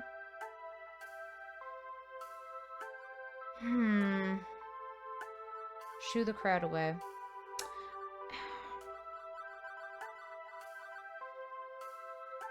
I'm gonna try to offer, well, no, I don't know. I might save scum it. Okay, I'm gonna offer a hug, and if that doesn't work, I'm gonna do other ones. And make sure he sees the gesture coming, so we can wave it away if he doesn't consent. But he seems to sag a little drooping, as I give him a big side hug. I believe in you, Percy. I know you can do this. But you need to step away for a minute. Get your bearings, come back, and try again, okay? Oh, he liked that. Okay. He steps away from the game and the crowd to take a breather. You're right, of course. You're always right. Something of a beacon for us all, you know? Me included. Me especially. Oh, he's so cute. Right, step 2. As much as it may hurt him to admit it, he needs to accept the possibility that today just isn't the day. I've worked here long enough to know Percy's heart. He only finds peace in the game when he's at peace with himself. This pressure to succeed is too much. Indeed it is. We're saving. Today might not be your day, but one day you will conquer Moopy. Win or lose, you've made us all proud, all of us. You need to accept that you might not win here right now. Today might not be your day, but one day you will conquer Moopy. Win or lose, you've made us all proud, all of us. Remember that. I'm gonna try this one. Losing only delays the inevitable. You will destroy that world record. You will conquer Mr. Moopy's magic maze. So if today isn't the day, that doesn't matter. The day is coming, and I'm gonna be right here when you slay the damn dragon. Oh, he liked that. Indeed! I haven't come this far only to give up. Rather unfortunate. Although I can only pray the day is sooner rather than later. If it's about winning the game while at the Thunderdome... Is it about the winning game? No. Well, I'd love to do that. Noted, yes. Well... It's complicated. And nothing you need to worry yourself about. Percy, nothing to worry about at all. See, when you say things like that, I worry. It's like that dog sitting in a burning room saying, "This is fine!" Pardon? Percy's apparently not hip to the memes of the youth, as he isn't old. Oh no! That's great. Look, love, I'd stick around and chat, but if I'm to make this record, I should get back to it. Still, I'll try to take your words to heart. It's just another run. No more, no less. I have to say it that way, whether or not it's true. Now, you've got an event to manage, yeah? I can play my best knowing you're doing your best out there. You've got my word on that. Right. Right. What's more? more into the breach, Mr. Moopy? Aw. And he's back into the maze, zapping monsters, collecting treasures, looking for an exit, time and time again. Something nasty is brewing here. He doesn't show what's going on beneath the surface to just anyone. I learned about a tragedy in his past, yes, but for others? A smile, a nod, nothing more. Not sure I like that I'm now getting a smile, a nod, and nothing more. But I can't force it out of him. I'll check in with him later, just to be safe. No, he had... Bro, tell me about your feelings. Tell me about your trauma. Hello, T Rainbow Star. Welcome back. We'll go for another 5 minutes, I think, and then we'll shimmy on over to a raid, perhaps. Oh, excuse me. Gosh, I am burpy. Have the Thunderdome in the can. Have to go. I'm running myself ragged trying to catch every little problem, and there's still plenty left to do. No sense not practicing self-care, too. Time to get my lunch on. Well, a nice, quiet moment to myself would probably help. What would help more would be a smidge of social interaction beyond crisis management. Percy and Queen Bee are obviously tied up to their own affairs, but everyone else should be open. Who could I lean on in my time of need? Naomi's still in her workshop. Maybe she'd like company. Gavin could probably use a break from score wrangling. Ashley just ducked into the employees-only room. Teo's lurking around Showtime stage could be a good moment. T Rainbow Star, who would you like me to talk to? Because I hung out with Percy already, and yeah. So these other ones are the. I'm glad you and Percy are having a healthy relationship. Yeah, it's good. I also freaking said that, like, I confessed kind of to Ashley, but not really. Like, it was I think I have some feelings and I'm willing to explore. So I don't know if that means I'm confirmed for Ashley's route, but I guess we'll see, right? Because she's really cute, and I was like, yeah, I want to see your route, girl. But I also want the other one, so I'm not fully dedicated yet. Percy is up there, so is Queen Bee. Yeah, who do you think we should go to? Ashley, Gavin, Naomi, or Teo? The fuckboy. Naomi or Gavin? That's fair. Ah, shit. Naomi... Yeah, let's go to Naomi. Naomi's been hiding away in her workshop all day, coming out for only spot repairs on games. I'll go see if she wants to hit this whole story or something for lunch. You can always do another playthrough. Oh yeah, no, I know for sure. I'm playing it as I'm getting there. I'm just like, I'm gonna try out, see where I end up, right? And then if I want to do another route, I'll do another route. I turn the handle to the wide double doors of her workspace and step inside. Hey, Two Flower, how are ya? Yeah. I don't know how long you've been here, but I guess we sort of almost confessed to Ashley in a way. Because she's super cool, and I loved her cosplay story. That was so cute. Also, Gavin is Gavin's also a cutie, but we like Percy quite a bit. As expected, she's busy tinkering with a circuit board when I arrive. Hey. Oh, Zion. It's good to see you. How's the event going so far? It's a bit rocky, but we're making it happen. Just got here, bopping between streams. That's fair, we're actually just about to finish in a couple minutes, but I appreciate you bopping in. I'm enjoying this game so much. This is a solid game. A lot of fun. And right now, I need to make lunch happen or I'm gonna pass out. You wanna head out to Whole Story, get some chow? No need. I came prepared. I've prepared a little extra if you like. Shin packs a pair of wooden boxes from her backpack, each one a classic Japanese bento. Enough rice and Lunchables for one person. Sweet. I figured you might be too busy today to go out, so I planned ahead. For me? Hey, Naomi, that's nice of you. The workspace isn't exactly a 5-star restaurant, but it'll do. We crack open our boxes and get to work on them. Seems she's just as hungry as I am from the way she chows down. But there's enough room between bites to chat, so... Okay, so I gotta know. Why the fixation on retro games? I'm not saying they aren't cool.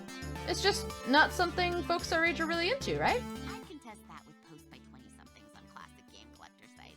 But you're really asking why I'm into this stuff. Indeed. And hey, what's not to love? The cool glow of a cathode ray tube, blooming colored scan lines, the simple and clean pixel art style. Cute. One stick, a few buttons, easy to learn, hard to master. Mm-hmm. You can keep your crazy networked real-time strategy beat-em-up esports fighter thingies. Give me a maze, or a spaceship, or a bunch of dots any day. Cute. Or a princess to rescue and turtles to jump on. Right. Well, more the jumping than the rescuing. Although I do like the princess rescuing the prince in Wyvern Keep. Good pick, Zion. Weren't you pulling me to pick phrase invaders? Well, yeah, but I can dig Wyvern Keep too. So how'd you get started with retro games? Well, I know the cliche answer is, I had an older brother who introduced me to games, but that's basically the truth. Sort of. Indirectly, I guess. I feel you. That's the same for me. For a whole summer, my jerk of a brother was in charge of babysitting me. And being a teenager, he didn't want to bother. He wanted to go to the arcade and hang out with his friends. So, he dragged little old me with him to the arcade, gave me a fistful of tokens, and told me to go keep myself busy.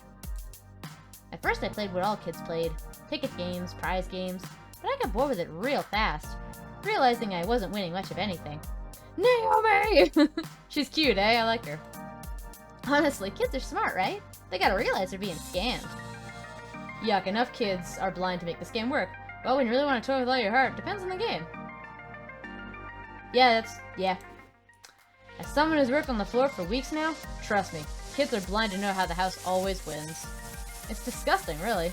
Capitalism demands you have those games anyway. Because hey, profit, right?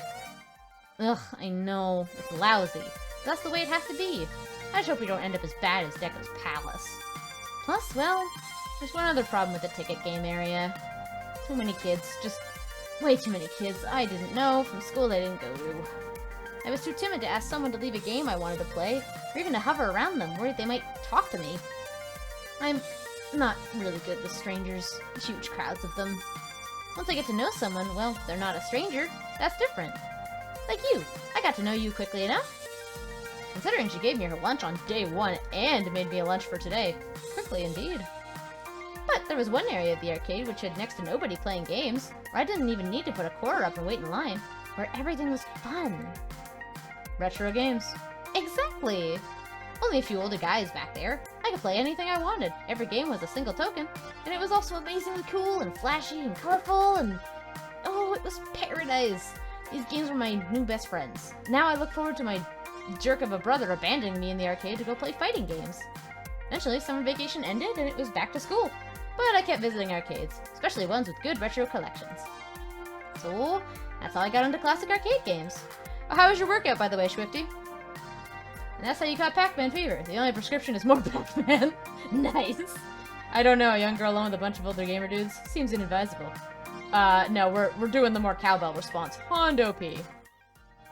Somebody call a doctor. The girl's got Pac-Man fever. Sadly, it's an incurable condition. Oh, I bought that album. Buckner and Garcia, amazing stuff. It's got all sorts of songs on it about Donkey Kong, Centipede, Frogger. You can borrow my copy if you want. I've got it on vinyl and tape. Oh, she loves vinyl. That's great. I love her. I lack any hardware whatsoever which can play those. Really? The vinyl is so much better than MP3.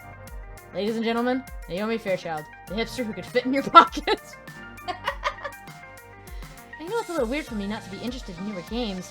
It's not like new games are universally awful. But I like what I like. I love what I love. I do what I love for a living. How cool is that? As long as the Funplex stays open and keeps its retro spirit bright, I'll be happy. Well, Event Manager Zion will see to it that we keep our doors open. Today's event will go a long way to keeping your dream alive. Thanks so much for that. I know I'm kind of quietly hiding in the back today, but I'm really proud of you. I wanted you to know that. Aw, Naomi! That's so cute! I think we should both get back to what we do best. For the glory of the Funplex. For the glory of the Funplex. After packing up the remains of her lunch, she gets back to her work, and I get back to mine. But I can certainly say my day's a little brighter now.